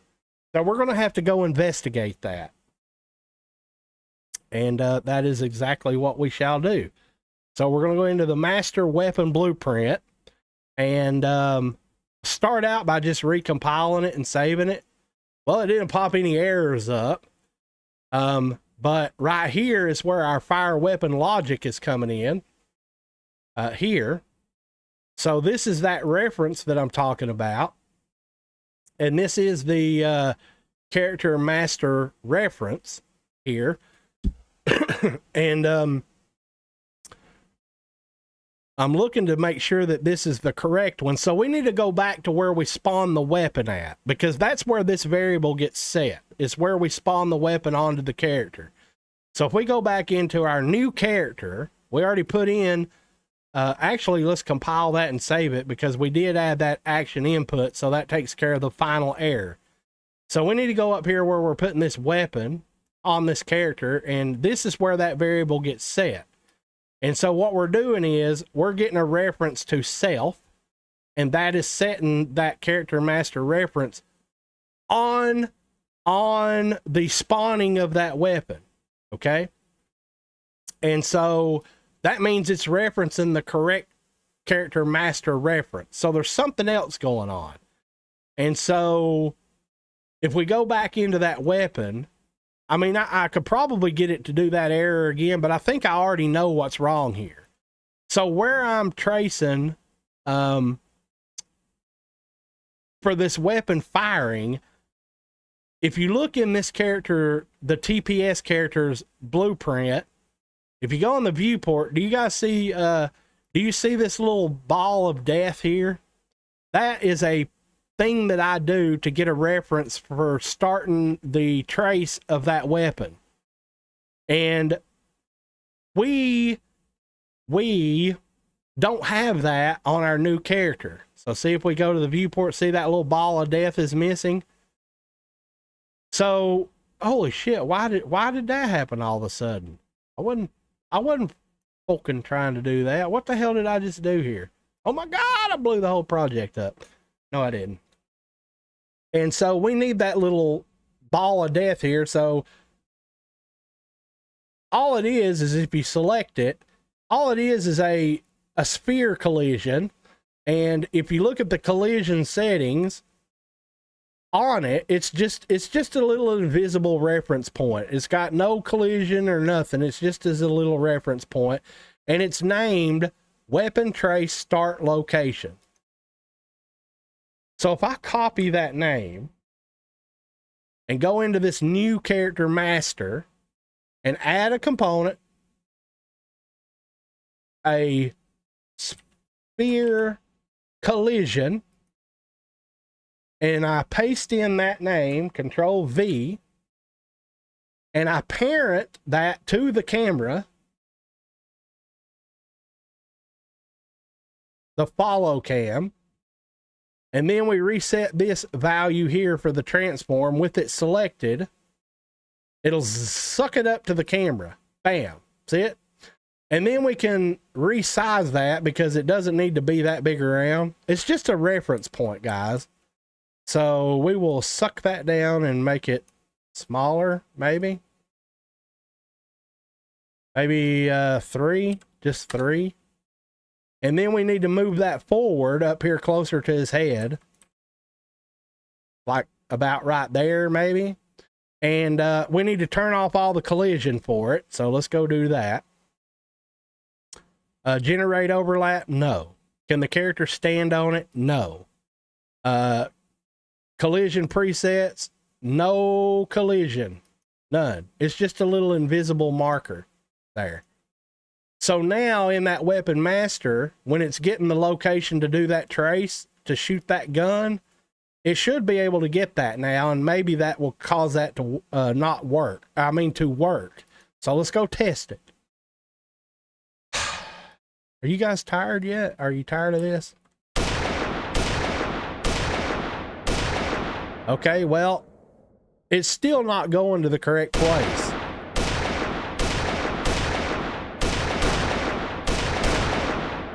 Okay, so we still have a problem here. So sphere trace by channel. Let's just click this error and see where it takes us. So it's going right here. And so what in the hell is going on here? Why is this broke? Why is it broke? It is not going to the correct location. So Let me just read that error again. Sphere trace by channel graph. Access none, trying to read property character master ref. So it is in fact still a character problem. It's still a character master problem, it seems.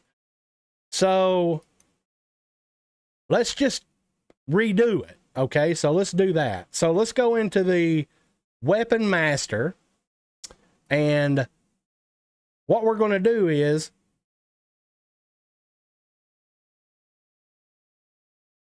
let's unhook this variable for a second and just remember where it's hooked up to.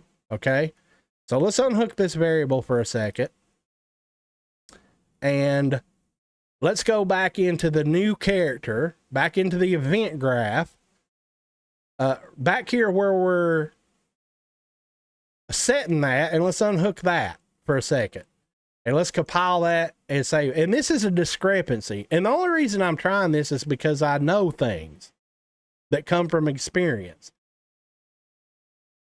So now let's go back into the weapon and let's make sure that we're using the correct master character. So let's type master. And this is not the one with the TPS on it.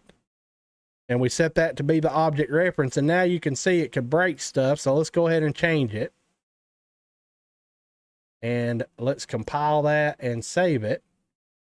And now you can see that the target's broke here, but let's plug this back in. Aha. See there? So now it will not plug up. So that means that all this right here was not working correctly. So what we need to do now is re-get that place that we created on our new character, that sphere. Okay, remember? Let's re-get it. Okay, so we're going to pull out of that and type weapon trace start. Jesus Christ, we're not ever going to be able to find this. Trace start. Let's scroll all the way down at the bottom of this. Holy shit. Epic sure don't make it easy anymore. There it is. Get weapon trace start location. And let's plug it in where this one's broke at. Now we might have could have done refresh nodes and fixed it, but let's just do this. So that goes into this target, and that goes into that, and we delete this one that's screwed up. So let's move this back down here a little bit. And also this make array here, let's go ahead and remember where this is hooked up. So it's hooked up to the actors to ignore. So let's go ahead and unhook that and delete the make array node. And let's remake a array. So pull out of this new character master reference and type make array. And let's plug this back into the actors to ignore. So it was plugged into that actors to ignore, and it was also plugged into that actors to ignore. Compile it, save it, and now let's go try that one more time and see if it's still shooting incorrectly. And it is. And let's hit end, and we're still getting an error, but you're going to notice we're not getting as many now that we was. So we're getting somewhere. Okay, so access none, trying to read property character master ref in sphere trace by channel. Access none. Oh, did we not actually hook that back up? I bet we didn't. So let's go back into the character blueprint. And I opened the weapon master, but see, I already have those opened up here. So let's go back into the character master, back into the event graph. See, we didn't hook it back up again. So let's compile that and save it. And you see it's giving an error here. So it's still being a little funky here. Maybe we could refresh that node, refresh nodes there. And now let's plug this back in. Maybe that's the magic formula right there. You guys have already gave up, haven't you? You ain't never going to get that shit to work, dog. Quit fucking kidding yourself. It ain't going to happen. So let's see if that cured it. Oh, look at there.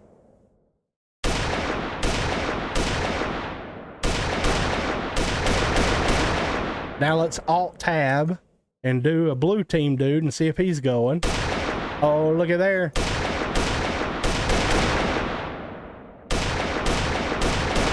Now let's go see if it's replicating. So is he seeing anything? Is he seeing like a muzzle flash? Yep. Is he seeing the laser beam coming out of the gun? Yep. Is he seeing an impact when it hits the ground? Yep. Now let's Alt Tab as the server and make sure that the client's seeing all the same stuff. Yep. Sees the muzzle flash. He sees the laser. He sees the laser hitting the ground. He sees the little puff of smoke.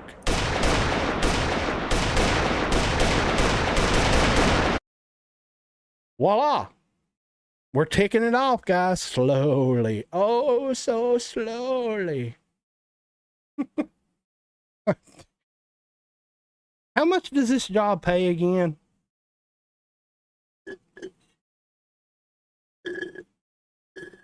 You know what's really going to be funny? It's when I get done doing all this and I delete this project. John Galt, don't do that. Don't delete the project. Put it up so we can download it. Yeah, for free. After I sit there and worked how many hours talking about these things, how many hours researching them, developing them, how many hours merging these two together, and you want that for free? Fuck you. I already give you guys enough free stuff, okay? Okay. So, and I'm sorry I have to be that way. I really am. But I mean it, right? Do you go to your job, work 8, 10, 12 hours a day, and then at the end of the week, when you get your paycheck, they say, well, I appreciate that. Thank you very much. But you don't get no paycheck this week. They don't do that, and you shouldn't expect people to. Okay. So anyway, where are we to? Where are we at? Where are we going now? Where have you been? Why are you been there? So we got this gun shooting now. And so there's a couple obvious things missing here. A, we don't have a crosshair, right? B, we don't have that health in the lower left-hand corner. And if we spawn in here, we also don't have the health above the player's head. So at this point, what do we do now, right? So we should probably get the crosshair re-implemented, and we should probably get the health bars implemented. So I guess that's where we go next.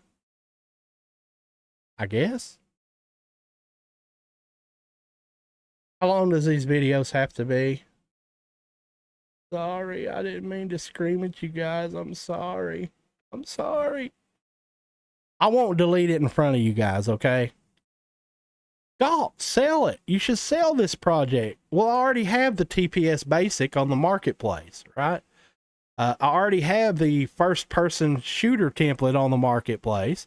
Well, what's different about this? Not a lot. So if you guys want something like this, go buy my stuff on the marketplace. And if you already have it, well, then you don't really need this anyway, right? It'd just be like a collector's item, I guess. I don't know. Anyway, rambling aside, let's see. What are we going to start with? I think we should probably start with the, I don't know, the crosshair. Did it even bring that shit in here? It may not have. Materials meshes,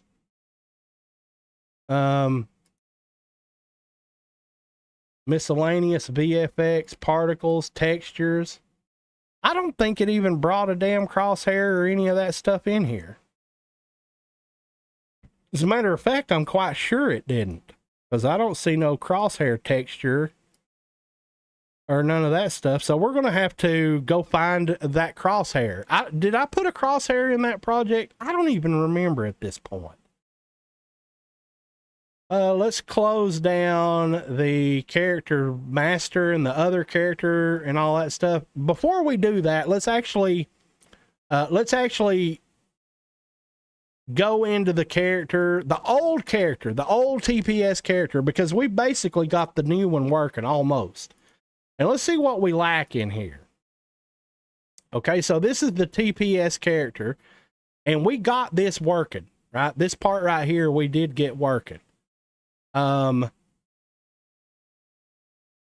thing we should probably check, which we would find it, believe me, we would find it, is I think that the firing animation is probably not working and or replicated. We didn't check that. So let's go do that real quick. Let's go into the new character we're constructing here. The character blueprint. Let's see here. Characters. Why do I always open that folder? I don't mean to do that. So let's go in here. And where did we put that fire weapon stuff at? It's right here, isn't it? Yep. And so that variable is not replicated in this new character. It needs to be. Okay, and obviously, once again, do the comparison.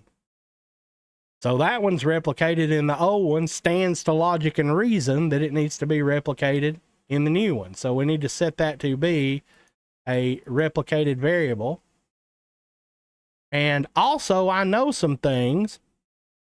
And one of those things is that this fire weapon animation, this fire weapon variable is one of the variables I'm using to trigger the playing of the fire weapon animation. Okay. Server sets the variable. The variable is then replicated and it changes it in the animation blueprint. So we need to go into the animation blueprint. Remember all the stuff that we unhooked? Look, we now need to hook that back up again because that's what it's using to trigger the firing weapon montage. So we need to come back over here and we need to get is firing weapon, and we need to plug that back up. Boy, we're ticking them off. I didn't know if we were going to get all them done or not, but we're ticking them off. Compile it and save it. And that should now have the fire weapon animation playing. So let's go back and check that just to validate that that actually is a thing.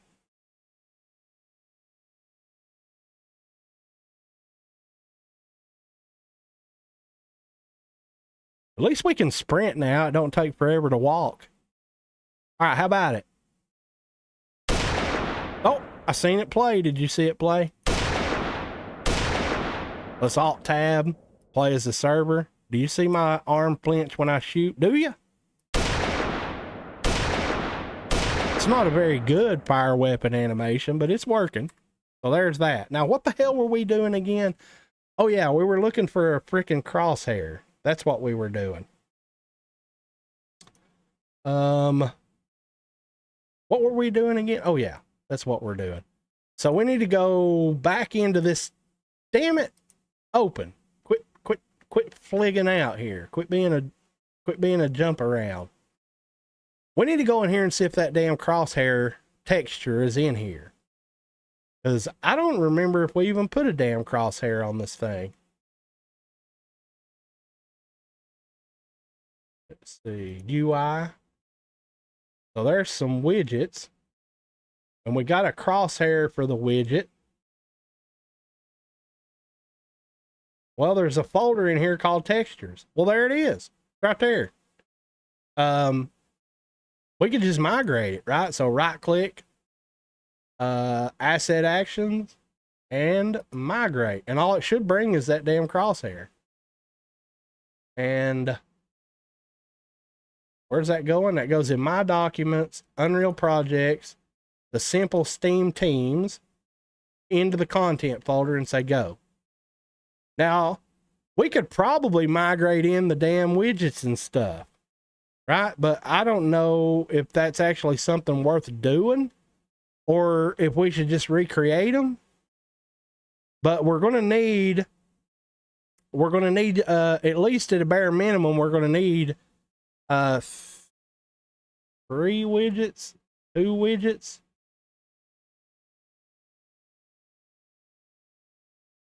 I don't know. Did we put the health above the damn character's head in here? Well, I know how to check, right? So let's go into this. I don't know. I don't think we did that. Let's go into this character master blueprint. I know we got a tag above the character's head. No, we don't. We do not. Right? Let's go to viewport. And over here in the components list, I didn't put the health above the character's head in this little project. I didn't do that. So I guess we ain't going to do that now unless the mood hits me just right. Maybe we will. I could show you guys. I think there's already a video on my YouTube page for free somewhere about, I don't know if I did that or not. I'm pretty sure I either did that or put the name of the character above the I don't know. I do so much crap. I can't remember all this stuff. So now we have the default crosshair in here. And yeah, so now we just got to get it to display. So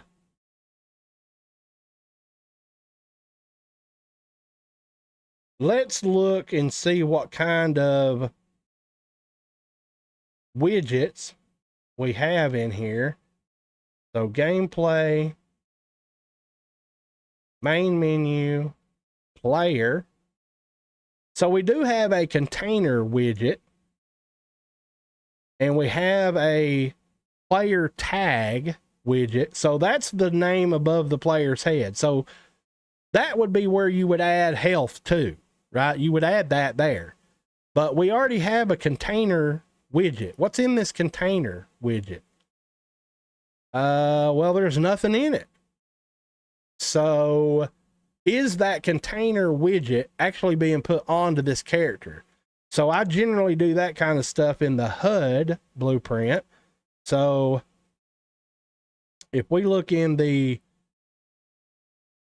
blueprints, do I have a HUD in here? That would be under player.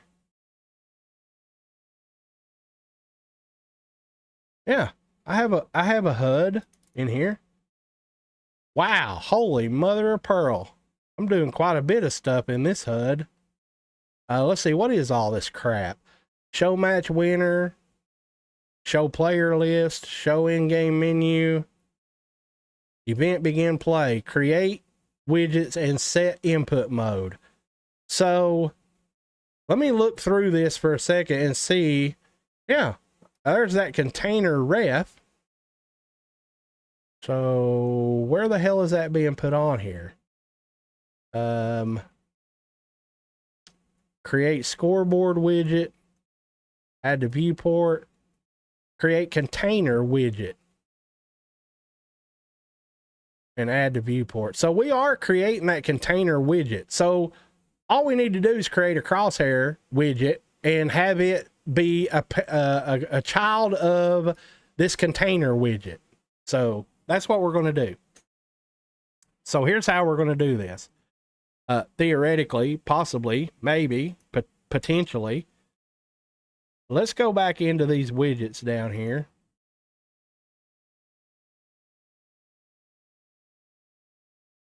Player.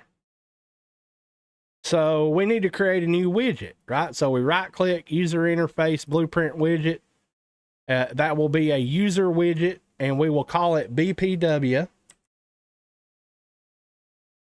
Cross hair. And then we will open that widget. And we need to add a canvas panel. So we search for canvas panel. And we will add that to this widget. And then we need a image, right? So that texture, that is an image. That crosshair is an image. So we add a image to the canvas panel. And we will call this crosshair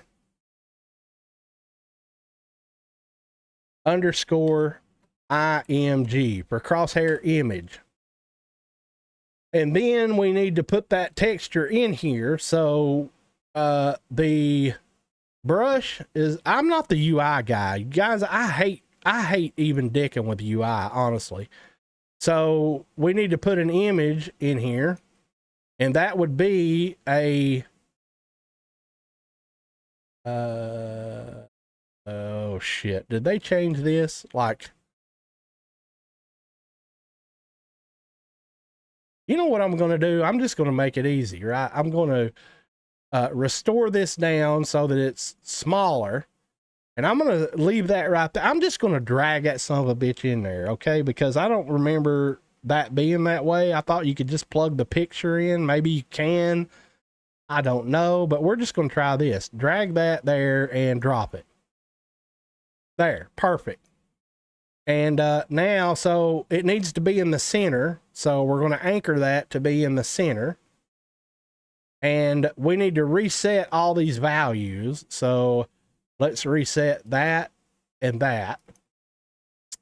And it's going to need to be a size. So the original texture, I think, is 16 by 16. All right, so if you hover over this, it will tell you the dimensions. See them right there? 16 by 16.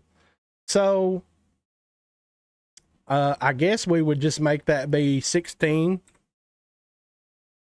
by 16. And so it's still not in the dead center. So I think we need to set this alignment to 0.5 and 0.5. Now it's in the dead center. And compile that and save it. And hope to Christ we don't have to come back in this stupid UI system they have in this engine that I cannot stand. So now that we have that, we just need to add it to that, the container widget. So we go back into the simple team stuff here, into the widgets, and into the player, and let's open that container. And so if you want to put a widget in a widget, which is why this is called container, I don't know why this is actually even in here, because there was no, in that simple project I gave you guys, I don't remember having any UI at all, but whatever, it's in here anyway, so we will use it. You go under user created here, and it should show up, right? See, look at all these widgets in here. You got the crosshair, the main menu, the match winner, blah, blah, blah. Did you guys know that? It took me a long time to figure out you could put a widget in a widget. I didn't know that. And so anyway, if we drag that BPW crosshair down here and drop it on this canvas panel, it should magically show up. And there it is. And so then if we select it and we set that to also be in the center, and we zero out these values, and we set that to be the same size, which what did we do? 16 by 16. And then we set these to be 0.5 by 0.5. Theoretically, when we spawn in now, we should have a damn crosshair, because I had already had this project set up, this Steam Teams project. It was already set up to build that container widget, even though it didn't have anything in it. So let's see here. And there it is, right? Do you guys see the crosshair? Boy, you can barely see that damn thing, but there it is. And if we Alt Tab here, there it is.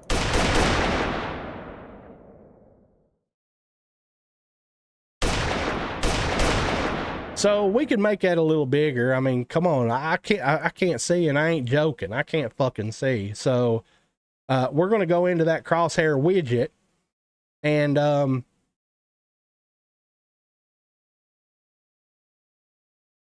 we need to make that be bigger. So we set that to be 16 by 16.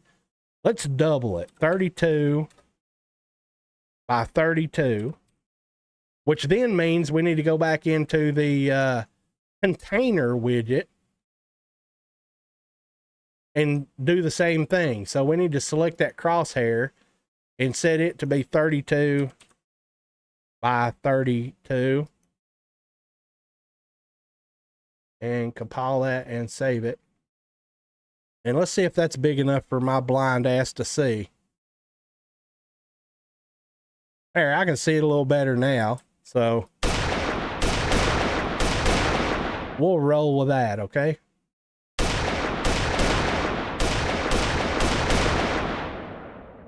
Okay. So there's the crosshair. So let me take a break here and get caught up on chat and take a little bit of a breather here for a second. Oh, Jesus. See how much work's involved in this? I could have literally built all this shit already in that template without doing this. I probably could have put all that together. Okay, so nothing wrong with selling a combination project. No, there ain't nothing wrong with it. Mark Guyver, welcome back. Thanks for coming back.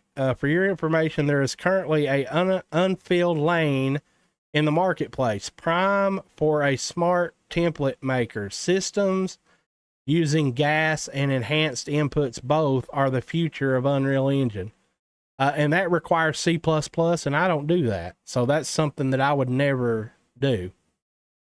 Currently, Lyra is owning the space, but new users need something less sophisticated, I feel. I do too. I believe that too. What they need to do, in my personal opinion, what they ought to do is create probably the menu system of Lyra and put it in a completely separate project all by itself. Create the unarmed Lyra character that can move around and utilize all those animations and put it in a project completely by itself. And break that project apart into sections, right? Because most of it's done modularly anyway. You enable this plugin, enable that plugin, etc., etc., etc. So why don't they just do that, break them out into modules so that you can break them down into bite-sized chunks to try to understand and digest instead of having this big, ginormous project that nobody can hardly make heads or tails out of. That's what I would suggest, but they'll never do that. They don't listen to people like me. They're the elite guys, right? The people that work at Epic Games. Those are those elite guys that they don't want you to know what they know. Because if you know what they know, then you don't need them, which means they don't have a job, right? So I don't get into that BS, but that's my personal opinion about it. Let's see. Gas is a pain to work with, even for those of us who know C++. So it's unfilled for a good reason. It is. I'll be looking into that soon, though. Mark Guyver, I work with it in the Lyra space, and it's less daunting than it appears. Soon, it is all exposed to blueprints, but you would need to understand the design. That's true. Sounds like they are leaving the door open for you guys. No. Agreed. Modular sections would help, but Epic won't help from their ivory tower. That is absolutely correct. All right. So we're going to move along here. What is next? We got the gun, the crosshair. So we were dicking with the UI, right? So the next thing we need to do is the health of this character. That's what we need to do. So what we can do is, since we already have that container widget, right? And you guys pay attention here. Widgets and widgets is cool. So pay attention here. So we have this container widget, and it was empty in this project until I populated it with this crosshair. So if we open the container, you can add as many user created widgets to this container as you want. So what we need is, we need a health bar to display like down in the lower left of this container widget. So all we have to really do is create another user widget like so. And we will call this BPW health.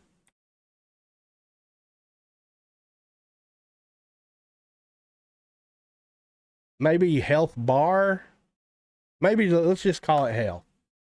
And we open this widget up, and we need a canvas panel.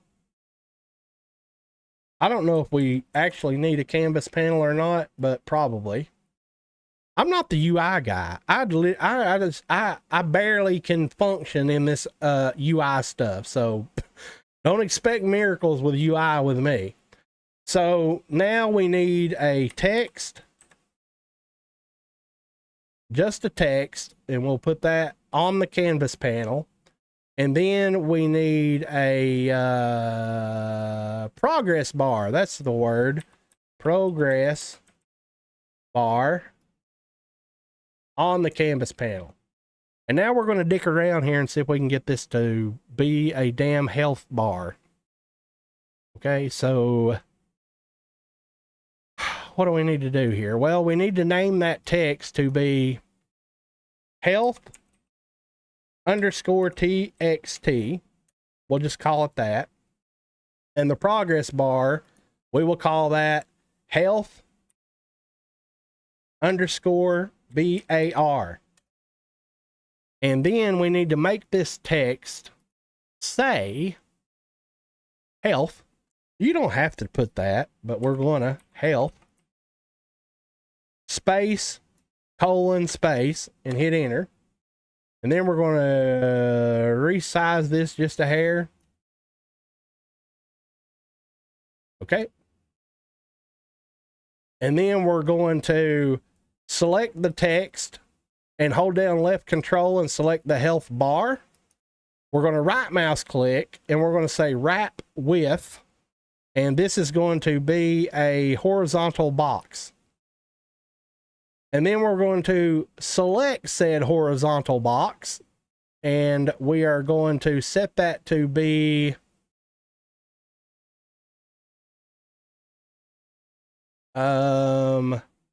actually no, we need to select the health bar. Is that the one that we set to fill? Yeah. So when you set the health, the progress bar to fill, when you resize the bar, it will automatically resize that progress bar for you. So this can be bigger, smaller, whatever. And we need to anchor this to the bottom left. And let's go ahead and just move this down here. I don't think it technically matters where the hell you put this. You can line it up in the user widget, the container widget, my bad. So let's go ahead and compile and save that. And let's go slap it in the container widget. Remember, widgets and widgets, that's cool. So same as we added that crosshair, we can come over here in the user created and we can look for the BPW health, drag that onto the canvas panel, and then select it and move it, right? So we can resize it and move it. And we will anchor that to the bottom left. And then, of course, we need to kind of resize this just a little. I ain't worth a damn at this UI stuff, guys. And maybe try to put it more in the corner, like so. And make sure that you make this box big enough that it actually displays the whole entire health bar. And then we can compile that and save it. And if we spawn in, that should show up just automatically. Isn't that neat how you can do that? Bam, there it is. See the health bar in the bottom left? Now, it don't do nothing yet, but there it is. Widgets and widgets. And see what this prevents you from doing is, I know you guys have seen these damn tutorials where you look in something like, I always display the widgets in the, for the character anyway, I always display the widgets in the HUD. Blueprint. So if you was to look in any of my projects and you were to look into the system and you find the HUD, which would be under the player, the HUD, this is where I create all my widgets for the most part. So on event begin play, a lot of this, just so you guys are aware, a lot of this has to do with the damn menu that's in this little Steam project. All those menus, all that shit's widgetry. Not to be confused with wizardry, which actually it is wizardry, but it's widgetry. So the only player widget that's actually even being created is that container. So see, on event begin play of the HUD, that's when I'm creating that container widget and adding it to the viewport. So all those last two widgets that we just created, the crosshair and the health bar, I don't have to create those and add them to the viewport. Whenever it creates that container widget, it's automatically creating every widget that that container blueprint contains. So in other words, if I didn't do the widget in the widget thing, what would happen here is more than likely you would have a create crosshair widget, add to viewport. Then you would have a create health bar widget, add to viewport, right? And you don't have to do that. You can create a single widget, call it a container, because that's literally what it is. It contains the other widgets. And inside that, you can add a crosshair, you can add a health bar, you could add the name of the gun that's in the player's hand, all your stuff, and then it's done modularly. I can't hardly say that word, but it's done modularly. So when you want to kind of look at what your damn, in-game UI, if that's what you want to call it, you can kind of preview it by looking at your container. So see all this space that you have, that's your screen. So in the center, we have this crosshair. Down here, we have this little health bar. If I wanted to, I could add logic in scripting to make it say the gun in the character's hands called assault rifle. And I could create a widget called weapon, BPW weapon info. We just say that.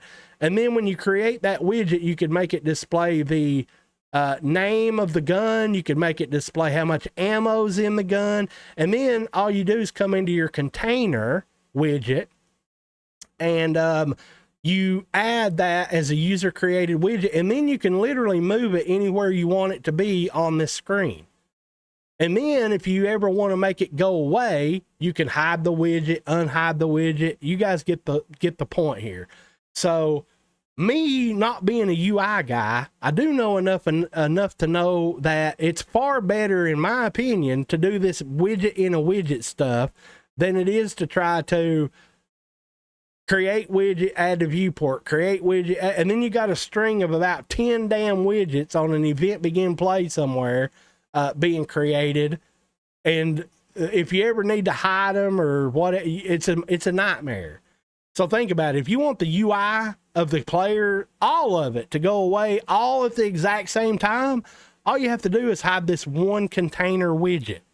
Poof, no UI on the character, period. And then you can also hide and show the modular components. So say, for example, you throw the gun of the character down. Well, obviously, you probably want the crosshair to go away. So you can literally put in logic where you are putting the logic in to make him throw the gun. At that same time, you go to the HUD of the player, you get the reference to the container widget, and then from that reference, you get the reference to the name of the widget, like crosshair. And then literally you hide it. And then when he picks another gun up, you reverse that logic and make that damn crosshair come back again. So it's pretty cool, honestly. So there's the free professional game dev tip of the day. That one. Modular widgets. They're wicked. Widgets in a widget. And I'm not even a damn UI guy. So don't ask me how the hell I know that. Somehow I figured out, well, hell, can we do that? I don't know. I was probably farting in the UI and I was like, what is this user created shit? Does that literally mean user created? And then I went and created a widget and came into the widget and looked and, hey, look, there's that damn widget I just created. What happens if I drag that thing in here? Poof. Oh shit, I can move. Oh, I get it. I get it. You know, I had the Thomas Edison light bulb moment go off. Shit. Anyway, what the hell were we doing now? Oh yeah, we were going to make that health bar actually display the health of the character. That's what we got to do. I'm getting loopy here, so we gotta try to get this damn shit wrapped up here. So in the widget of the health bar, that's this widget we created called BPW Health. We need to select the progress bar, which I renamed to health bar. And we need to, first of all, I don't want that to be blue, so I'm going to change the color of that to be green. So 0 tab, 1 tab, 0 tab. So it'll be green. And then we also need to, for the percent amount, we need to create a binding for that.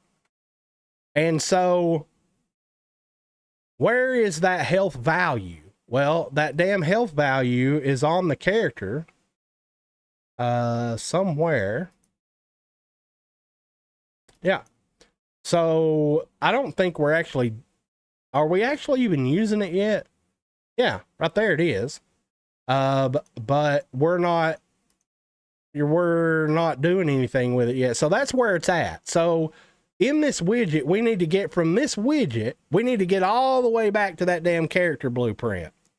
Okay, so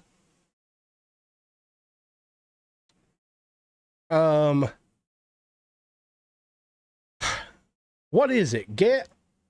Maybe let's just type get owning player pawn. Is that the one? And then we cast to that master character, making sure that we're going to the correct master character. So we type master. And that's the one with the not TPS on it. And let's just unhook that return value for now. Okay. And then that's where it's at. So we're going to need the current health. And we're going to need the max health. And I always get these backwards. And we're going to need to divide those. I think it's the current health divided by the max health, or it may be the exact opposite of that. We'll figure it out. Math is hard. Okay. So out of this return value, we're going to type divide, operator divide, and we're going to divide the current health by the max health. And we're going to put some precautionary measures in here. So we're going to pull out of this character master and we're going to do an is valid. We're going to do this little macro, is valid. And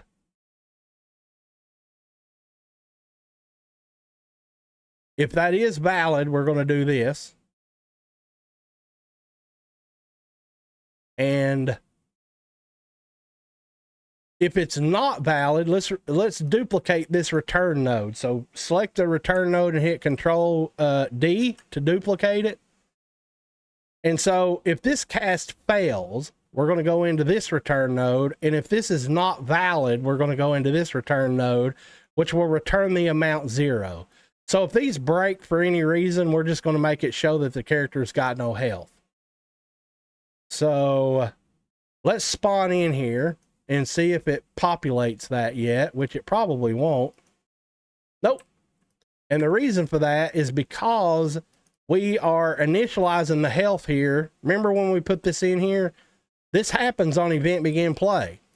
So we need to set a value in this max health variable. So I'm just going to put 100 in it.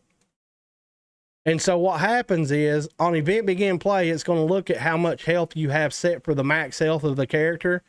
And then it's going to set the current health to that amount. So in other words, it's going to give this character 100 health.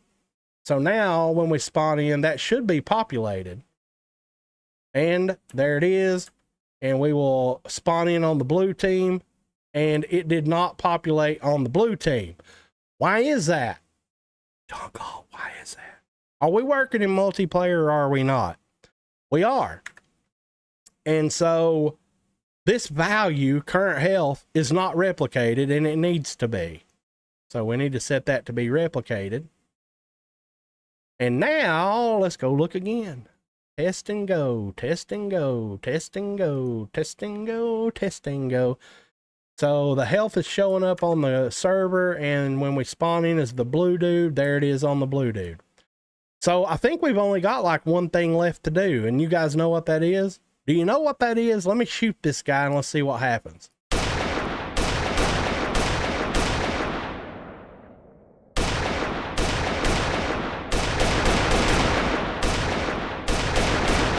It's not removing the health yet.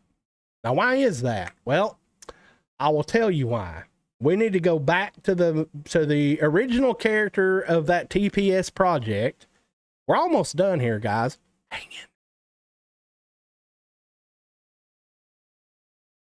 in. Holy mother of God. What are we doing again? Who am I? Oh yeah, we're going into this the TPS characters blueprint. We got this weapon stuff done, right? So we can delete that. This is all we got left to do, ladies and gentlemen. Kinda, I believe. So we're going to copy all that. So we're going to hit Control C to copy that. This is the event any damage, by the way. So in the new character that we're constructing, we need to find a blank spot. And we're going to Control V to paste that in here. And we're going to compile that and save it. And then we got to do the same thing we did before. What's broke? Well, this variable doesn't exist, so we're going to create that variable, compile it, and save it. And I think that's it. Is it just magically going to work? Don't lie to me, John Galt. Your projects are not that way. All right, let's Alt Tab, and let's go to Blue Team. And I'm going to go over there and shoot the server, and we're going to see if his health bar goes down. Oh, look at the left screen in the bottom left. Look.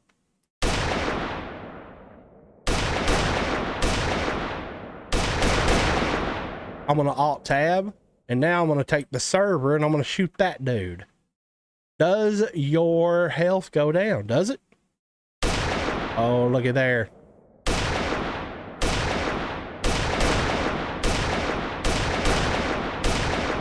Okay.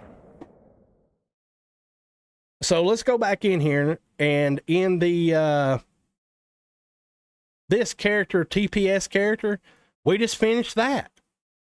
Now you're going to notice that variable is replicated. That is damaged variable.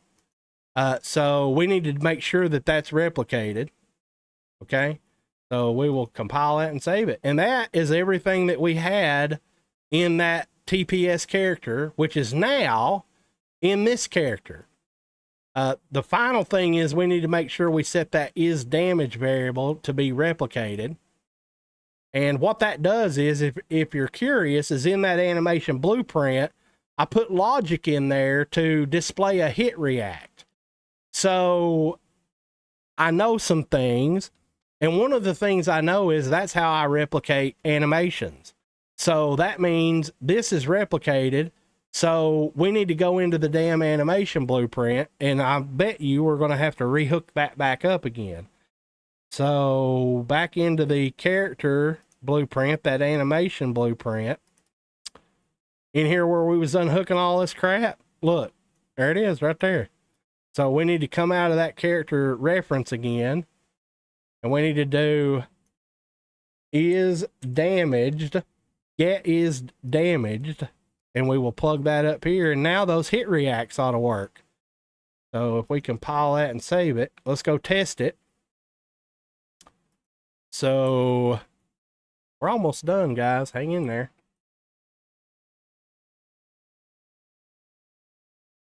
So if I shoot him, does he flinch? Oh, look at there.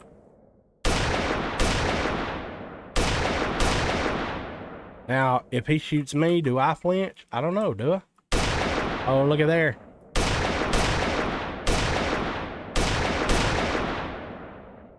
Okay. So we're not tied into the respawn system yet. Okay.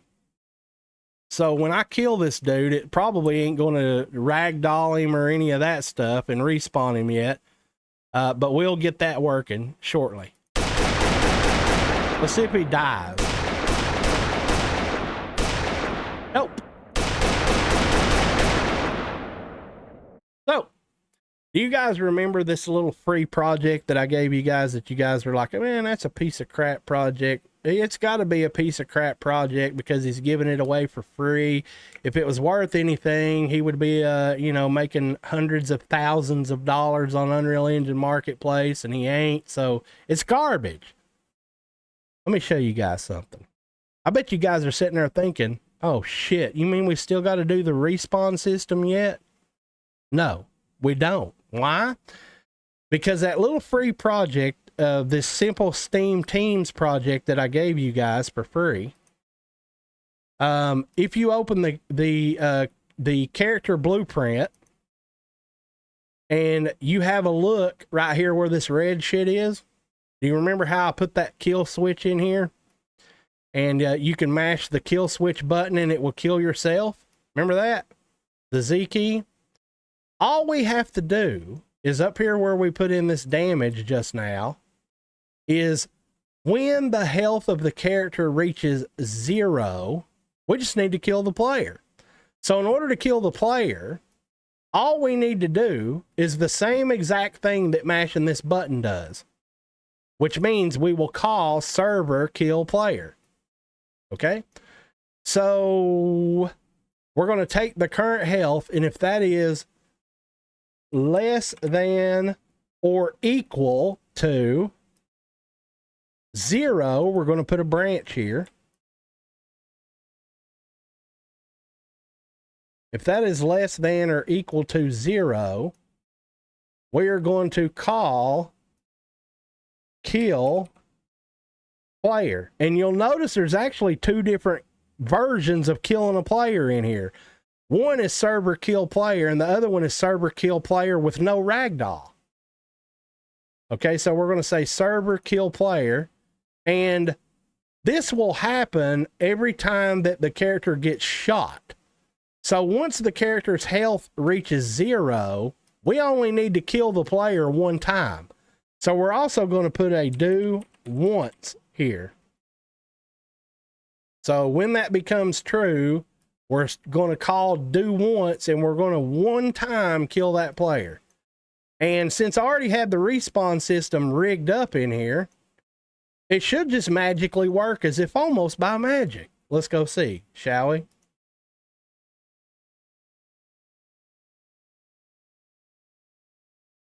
So first, let's test the kill switch, right? So what actually happens when I hit the Z key? He dies. And his weapon's still laying there, right? See it? See it? We'll have to address that. But now if I kill this server off, does he go into ragdoll and respawn automatically? There he is. Bam. And there's the respawn. And his weapon's laying there. So now let's take the server and kill the client.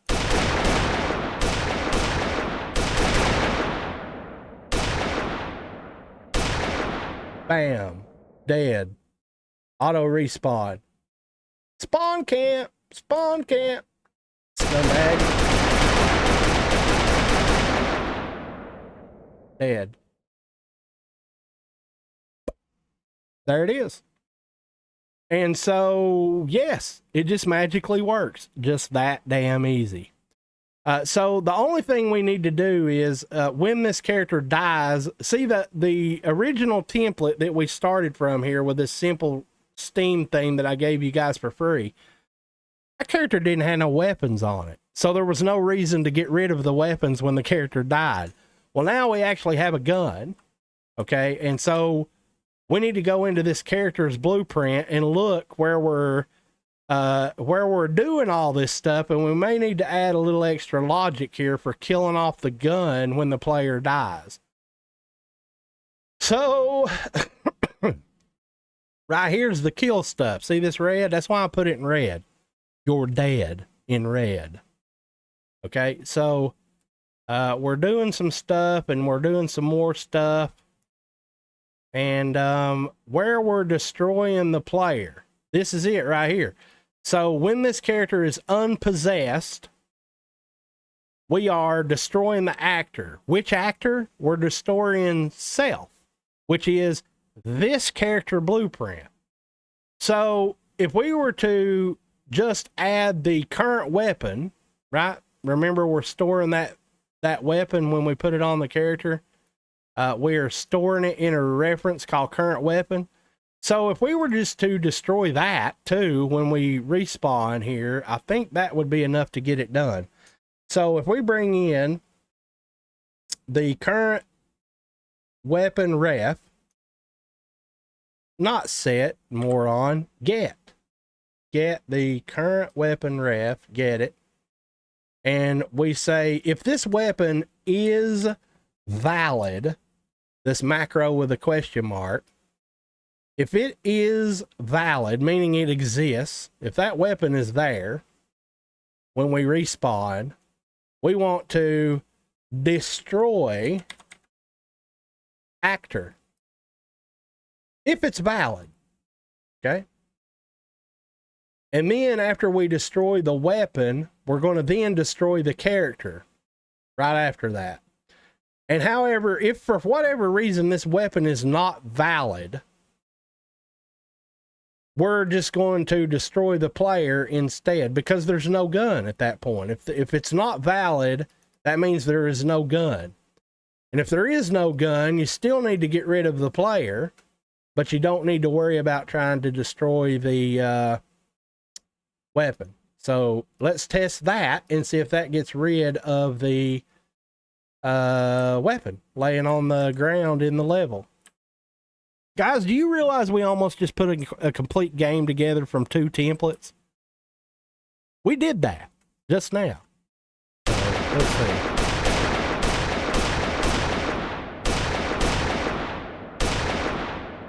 Let's see if his gun vanishes. Boop, gun's gone. So let's see if it works on the other side.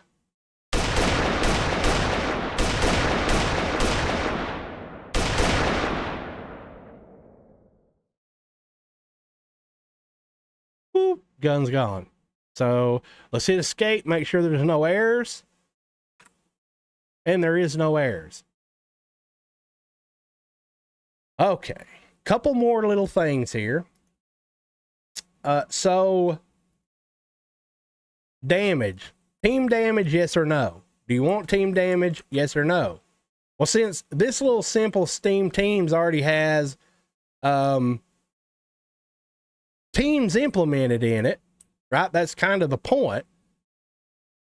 This will probably be pretty easy to do. So if I put them both on the same team, see how the tag is green? See it? That means we're friendly. We're on the same team. And if we're not on the same team, so if I go ahead and put this guy back on the blue team, that tag will turn red. So that means he's a bad guy, right? So see, now his name above his head is red. See? But so now we can kill each other if we're on opposite teams, obviously. But we can also, if I put him on the red team too, we're both on the same team now, and we'll still be able to kill each other. So if you don't want team damage, see, I can still kill him. See that? So if you do not want team damage, which you probably shouldn't want team damage in a damn team game, because you know you're always going to have that one asshole that runs around and team kills every fucking body.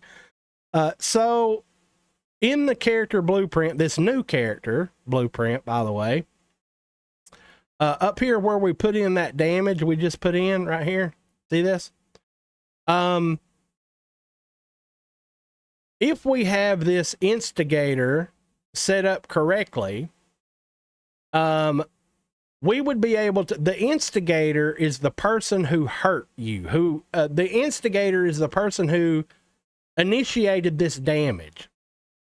And so if we were to get the team of the instigator, we could do a comparison between the team that this blueprint is versus the team that the instigator was on, and we could break it so that it doesn't do damage if you're on the same team. And so to tell whether we set this up correctly, I'm going to have to do a little backtracking here. So where we spawn the character's weapon, which is what we put right here, you're going to see that when we spawn that weapon in, we're setting the owner, the instigator, and that reference in the character blueprint. We're setting that to be self, which means this character blueprint. So we are setting the instigator here. So now we need to go to where the damage is being administered from the weapon. So that means we need to go into the master weapon blueprint, which would be in here. And we need to open this up, and we need to go to where we're dealing the damage at. And that happens to be right here, apply damage. See that? And so you can see that we are getting the instigator controller, and that is a actor. So this is probably, the instigator controller is probably the player controller. Okay. And so what we need to do now is, so we're setting the instigator, but what we need to do now is make sure that we're setting that team in the player controller, I believe is where this is wanting to go, right? So it's an actor reference. So we need to see, I'm getting tired, guys, so bear with me here. So we are setting the instigator correctly. I just need to know what it's wanting. So let's go back into the, I don't know if it's wanting the reference to the character, if it's wanting the reference to the player controller. I think it's the damn player controller, to be honest. So we're going to go back into this character's blueprint, and there's a way to figure out what it's wanting, by the way, which is what I'm going to show you guys here. So in this instigator pin that comes out of here, you can see it's a controller object reference. That means a player controller, right? A controller object reference, a player controller. So we need to get this, but we can't just go to the player's character blueprint. We need to get it from the player controller blueprint. Luckily enough, in my foresight of building these projects and selling you guys these things, I already tested out all this stuff. So theoretically, I should be setting the team in the player controller. So if we were to, in this project, look into the blueprints that come with this project, and we do have a player controller blueprint, if we open this up, am I setting the team in here? You bet your left nut I am. Look, server set team. So that means I have already preset this up to where all we have to do is get the instigated by, cast to the player controller, which is called, what is it called? Let's just type controller.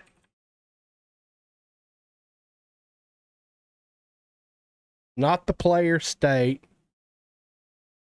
Cast to player controller. It's supposed to be the name of the player controller. And that should be called PC. What is it called in this project? What the hell did I call it? PC MP Simple Steam. So let's try that.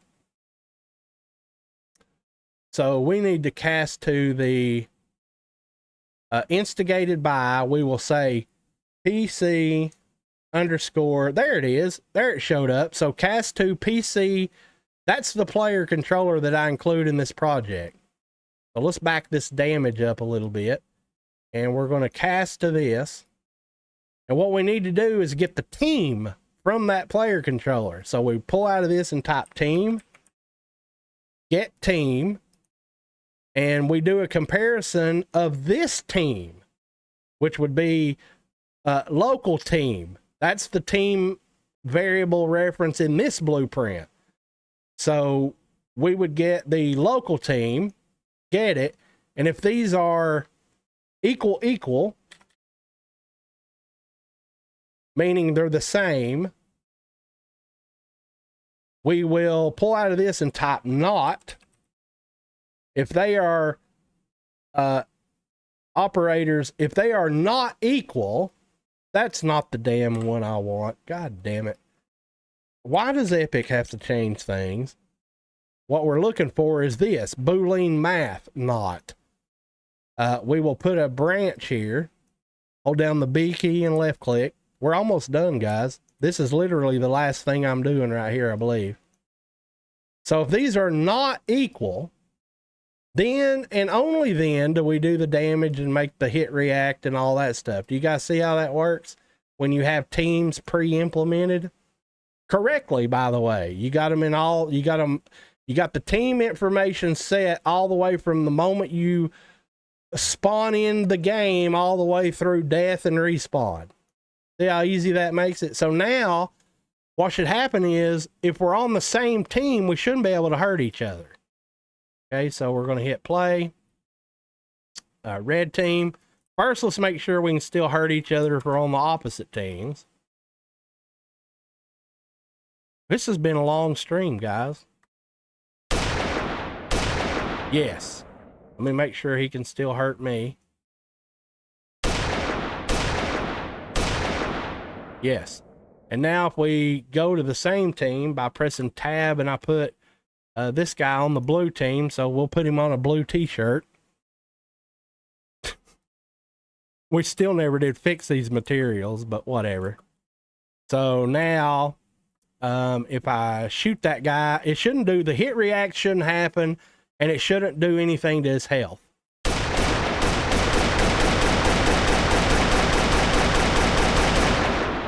And if I alt tab here and take this guy, it shouldn't do anything to his health, and it shouldn't hit react.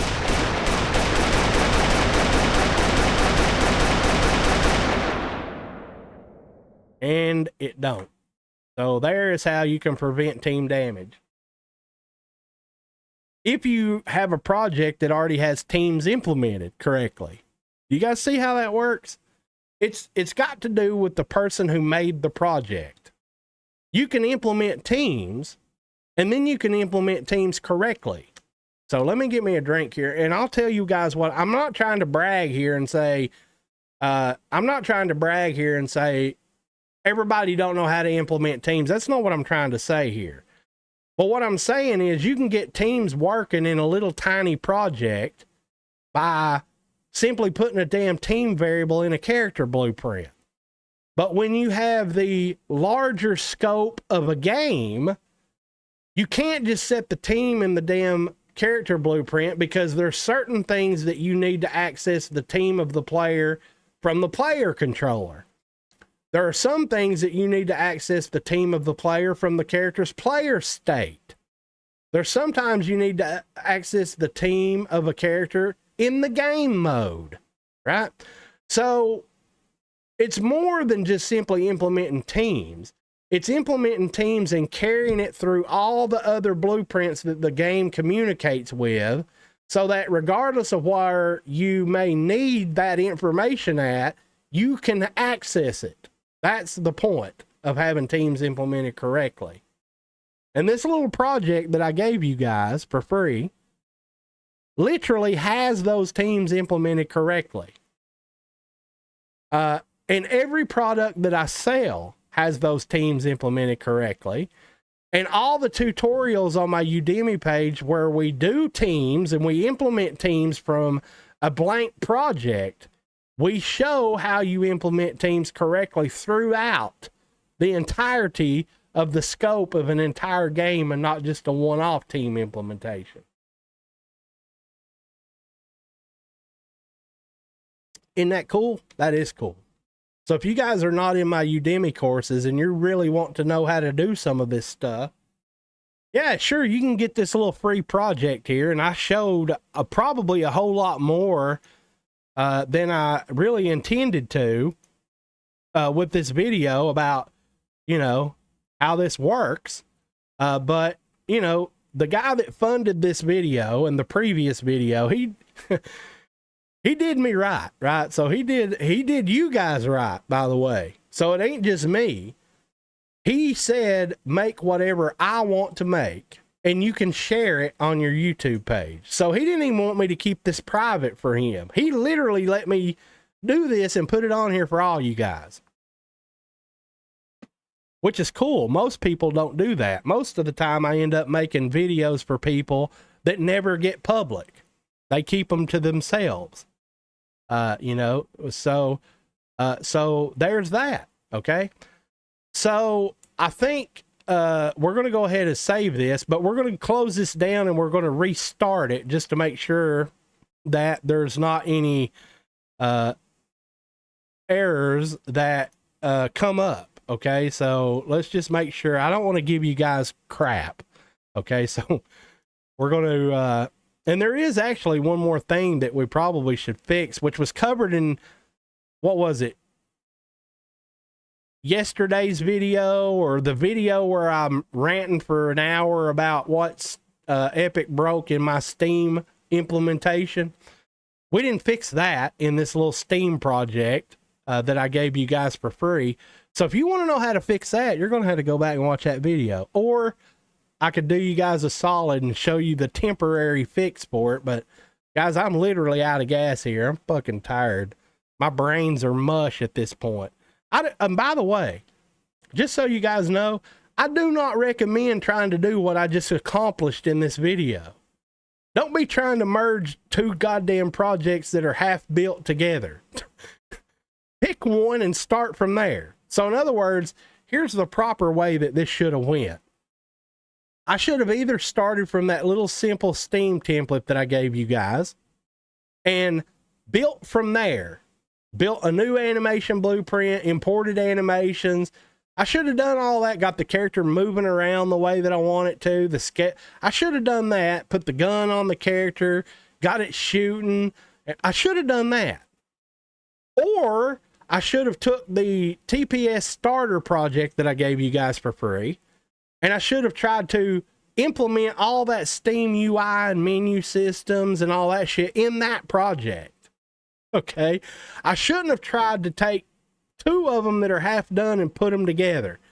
But I wanted to do that just to prove once and final for all that that is not the way to game dev. You do not go buy 28 different asset packs off the marketplace and think you're going to jerry rig and mesh them all together. And hey, look, I've got 8 games all combined in one. Oh, no, the hell you don't. And no, the hell you ain't. This was to prove that point, okay? Okay, so what the hell was I saying? I even distracted myself. Oh, we were going to check to see if there were any errors. And so this time around, let's use the menu system. So we're going to go into multiplayer, we're going to host a map, and we're going to host a game. And it's going to do its thing. And voila, there we are. We're spawned in. We're going to go multiplayer, find games, and we're going to find the game, and we're going to join. And bam, there we are. There you go. There you have it. There it is. And if we hit the P key, we've got all the functionality that's in that little free, simple Steam template. Plus, we have a new character mesh, the new mannequin. We have a significantly different animation blueprint system. We have a gun on the character, and we have the ability to shoot the gun, spawn muzzle flashes, deal damage, and we tied into the respawn system. So holy shit, we did some cool stuff here. Okay, so I think probably now we will clean up some stuff, right? So remember, I told you guys, clean your projects. Clean your projects. So we know for a dead serious fact, every single thing we have in this Steams and Teams, we need to keep it. Because that is what we used to take all the crap out of that third person stuff and get it working in this simple Steam Teams project. So we're not going to go in there and dick with nothing. We also know that we did use this texture, right? Remember? We did. This weapons folder, we do know that everything in here is used. The weapon, the material on the weapon, the mesh, we know all that stuff is used.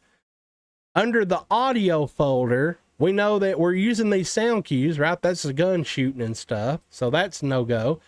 So under the characters folder, we know that we're using these mannequins, right? That's the new mannequins.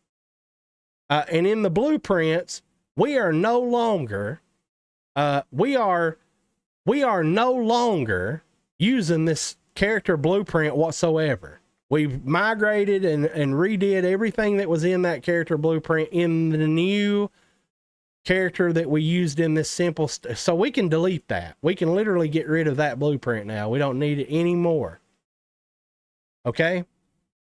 Now, as far as in the simple stuff, the simple Steam Teams, under the assets, we're still using all that stuff. Under the blueprints, we're using every single bit of these. Under the maps, we're using all the stuff in the maps. Under the widgets, we're using all the stuff in the widgets. And what we are not using is in this characters folder, the UE4 mannequin, right? We're not using that anymore. So theoretically, we could get rid of that. If you guys don't plan on using that mannequin anymore, get rid of it, right? Because it's just weighting your project down. You don't need it anymore, and we replaced it. So we're not doing that anymore. We're getting rid of that mannequin and get it gone. Okay? And so now in this characters, I'm just going to show you guys a little bit of how I clean up the projects after I get done. So it's good to keep it in a single folder. So do you want to take all this erroneous stuff here and put them in this simple Teams folder? It'd be easier for distribution. So that's what I'm going to do. So the audio, that needs to go in this simple Steam Teams. It's already done. The miscellaneous FX, that goes in the simple Steam Teams folder. It's done. The textures, we need to put that in the simple Steam Teams. The weapons, we need to put that in there. And in this characters folder, the blueprints folder is empty, but the mannequins folder is not. So there's still animations, meshes, rigs, and textures and all that shit. So in this characters folder, we're going to move that mannequins folder into the characters folder. Move here. And hopefully I didn't just blow all this up and break it all to hell. Remember, I told you guys, Unreal don't like you moving shit like this. I don't know why, but it don't.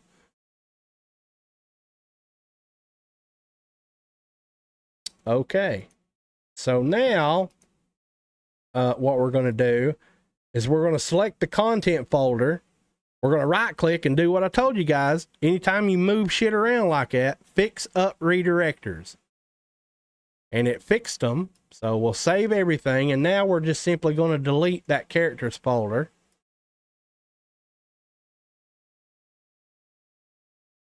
Okay. Save everything. Now let's close it and open it back up again and make sure it didn't blow up.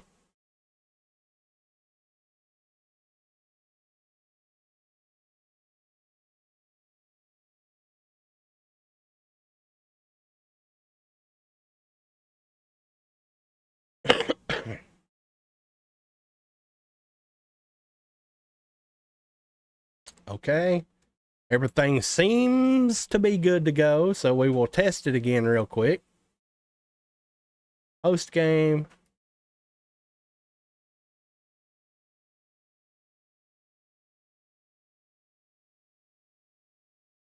Multiplayer, find games.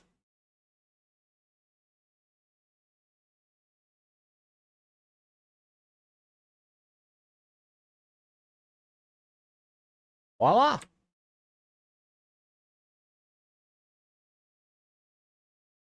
We did it. So there's plenty more to do here, right? Like, but this has successfully merged those two projects together. Yes, we don't have the health bar, but I didn't have it in that other project, right? I never did take it that far. And yes, we have all these other animations in here. So logic could be built to expand on what we have here. Let me show you what I'm talking about. So if we go into the characters folder, into these blueprints, there is more animations implemented in here. So we have unarmed animations, we have rifle animations, and they're already implemented, by the way. So if we look in this anim graph, they're literally already implemented. See? And all we have to do is change that variable that I showed you guys in the character blueprint in real time. So there's plenty to expand here. You could set it back to unarmed by default, take the logic out of putting the gun on the character when he spawns in, and you could literally make logic to make it where he has to go find the gun anyway. But all these let me show you what I'm talking about. So that variable is a very powerful variable that I created, and the way that this animation blueprint is built is very powerful, because all we have to do is change the value of this animation set's variable from wherever you want to. You can change it in the weapon, you can change it in the character, you can change it wherever you want to. But when you change that variable value in real time, it updates this animation set. So what that means is, if we're in unarmed, you see he's in unarmed.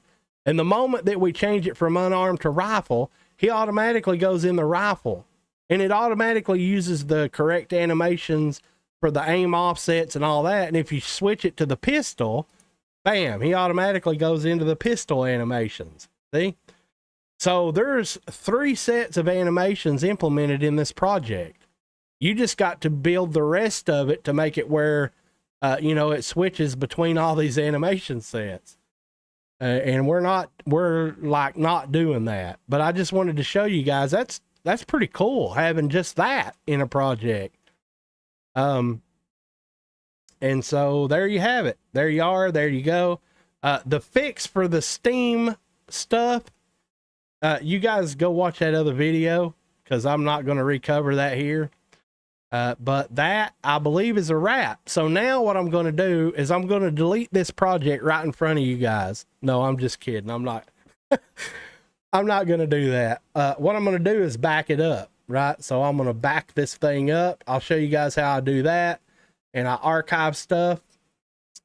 So what we shall do is go into the documents where that project is stored.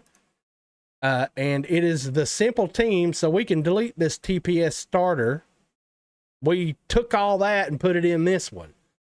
And so you can theoretically clean up these folders. All you really need here, if you delete the saved, if you delete the saved, the platforms, the intermediate, and the device, you can delete all that and save yourself some space. So I'm going to go ahead and delete it. And then all you got to do is simply take this folder, right click, and say compress to zip file, and it will zip this up.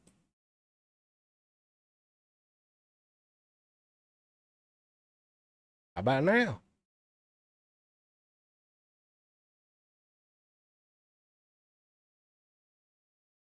Okay.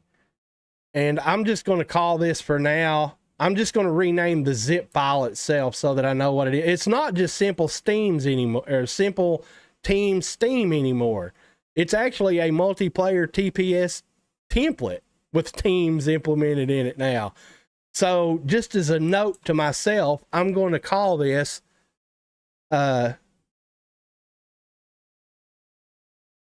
TPS Steam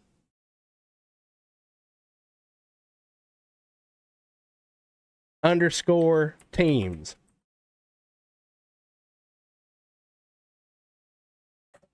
So I'm going to call it that. And then I'm going to move it right there. And then wherever I end up archiving it, which will be on my Google Drive, my private stuff on Google Drive, that's where I'm going to implement it. And I'll show you guys how to do the reverse of this. So let's pretend for a moment I've put this up in my Google Drive, and it's collected cobwebs for about 6 months. And I decide I'm poking around in my Google Drive and I'm saying, the hell is this project? I don't remember this project. So I download it, right? I download it and it's this. And then I right click and I say WinRAR extract files. And I put this will be very familiar to you guys, by the way. I put this in my documents, Unreal projects, and say go. And it's going to unzip all that crap. And then when I open my launcher, it should show up, but it's not going to be called that. So remember, it's simple Steam Teams. I just renamed the zip file. And if I open this up, it's going to be right where I left off at. And we can finish building this game and put it on Steam and make $70 million. No, that ain't... that ain't what's going to happen, but there it is right now. If I hit the play button, I don't have all the multiplayer stuff, so I would literally have to go back in there and do that crap, right? You guys remember we got to go back in here and set all this shit up, but I'm not going to do that. But that's the gist of it, and now you can continue where you left off and finish the game. There you go. Boom. Chakalaka. So guys, let me bring Chad over here. And we'll chit chat for a bit. And then I'm going to get the actual hell out of here. Let's see. Steam, TPS, Steam Teams. I need to keep that. I don't need that anymore. So I'm going to get rid of that. That's where I downloaded it out of my Google Drive. And I don't really need that anymore, but I'm just going to kind of leave that right there for now. And I will empty this. I'm a fanatic for cleaning. Can you guys tell that? I may have a touch of OCD. Just a hair. Nothing major. Isn't that funny? Bullshit, I've got a touch of OCD's ass. I'm eat up with it. But whatever. I think it helps me. I think it makes me good at what I do, having that. But, you know, sometimes I get stuck, too. All right, guys. So let me back up on chat here. Let's see. There ain't many people showed up today, I don't imagine. And that's okay. I don't never announce these streams. Just I stream when I feel like streaming. Let's see. Agreed, modular. Okay, so that's about where I left off at. So Merc Guyver says +1 karma for that guy. Yes, I agree. He's an awesome dude. Face pink tears. I don't resemble a guy trying to mash a bunch of templates together, and I for sure don't know it's next to impossible to do in gas. And then G Street Game says it would be a waste. It would be, because I mean, I don't know how long this stream's been, but if you was to calculate how long it took me to research, develop, construct, iterate, build, test, just that little Steam template that I gave you guys, combined with how much time, effort, energy, research, work, and all that went into creating that little TPS template that I gave to you guys, And then you factor in all the time that I just spent merging those two projects together. I've got a shitload of time invested in that. So yes, it would definitely be a waste of time just to chunk it. However, I don't know what I'm going to do with it. I may do something with it in the future, but I'm definitely not giving it to you guys for free. I already give you guys enough free stuff. Okay. So if you do want this, maybe, you know, maybe something like a $10 contribution via PayPal, will get you access to it on my Google Drive, but I'm not putting it on the UE4 marketplace. I'm not creating a Patreon page for it, or any of that crap, but it will be on my Google Drive, but it'll be private. So maybe what I'll do is say, if you make a $10 contribution to my PayPal, I will give you this project as is right now. And if I work on it in the future and add any more to it, and somehow for whatever reason it does end up as a template on the marketplace somewhere, you will get a copy of it, regardless of how many iterations I do, how many I add to it, or whatever. So maybe we'll do that. Okay, so with that, guys, I appreciate you coming and hanging out with me on a Sunday. I've worked my nuts off today. And yesterday too, by the way. So I've been streaming like crazy. So I'm going to take a little time off for bad behavior. And I probably won't be streaming again for a while. So if you guys do want this as is, send me a $10 contribution via PayPal. And in the message, say, I want the TPS Steam Teams template. And I will send you a link to where you can gain access to it on my private Google Drive. And in the meantime, that's all I know to do with it, because I ain't planning on doing nothing else with it at this very moment. So with that, you guys take care. This is John Galt, and we will see you in another. Oh, one last thing. Don't do what I just did. It's a fucking waste of time. Pick a base template to start from that has the most stuff that you really want, and start right there and continue. Okay? And with that, we'll see you guys in the next one. Have a good one.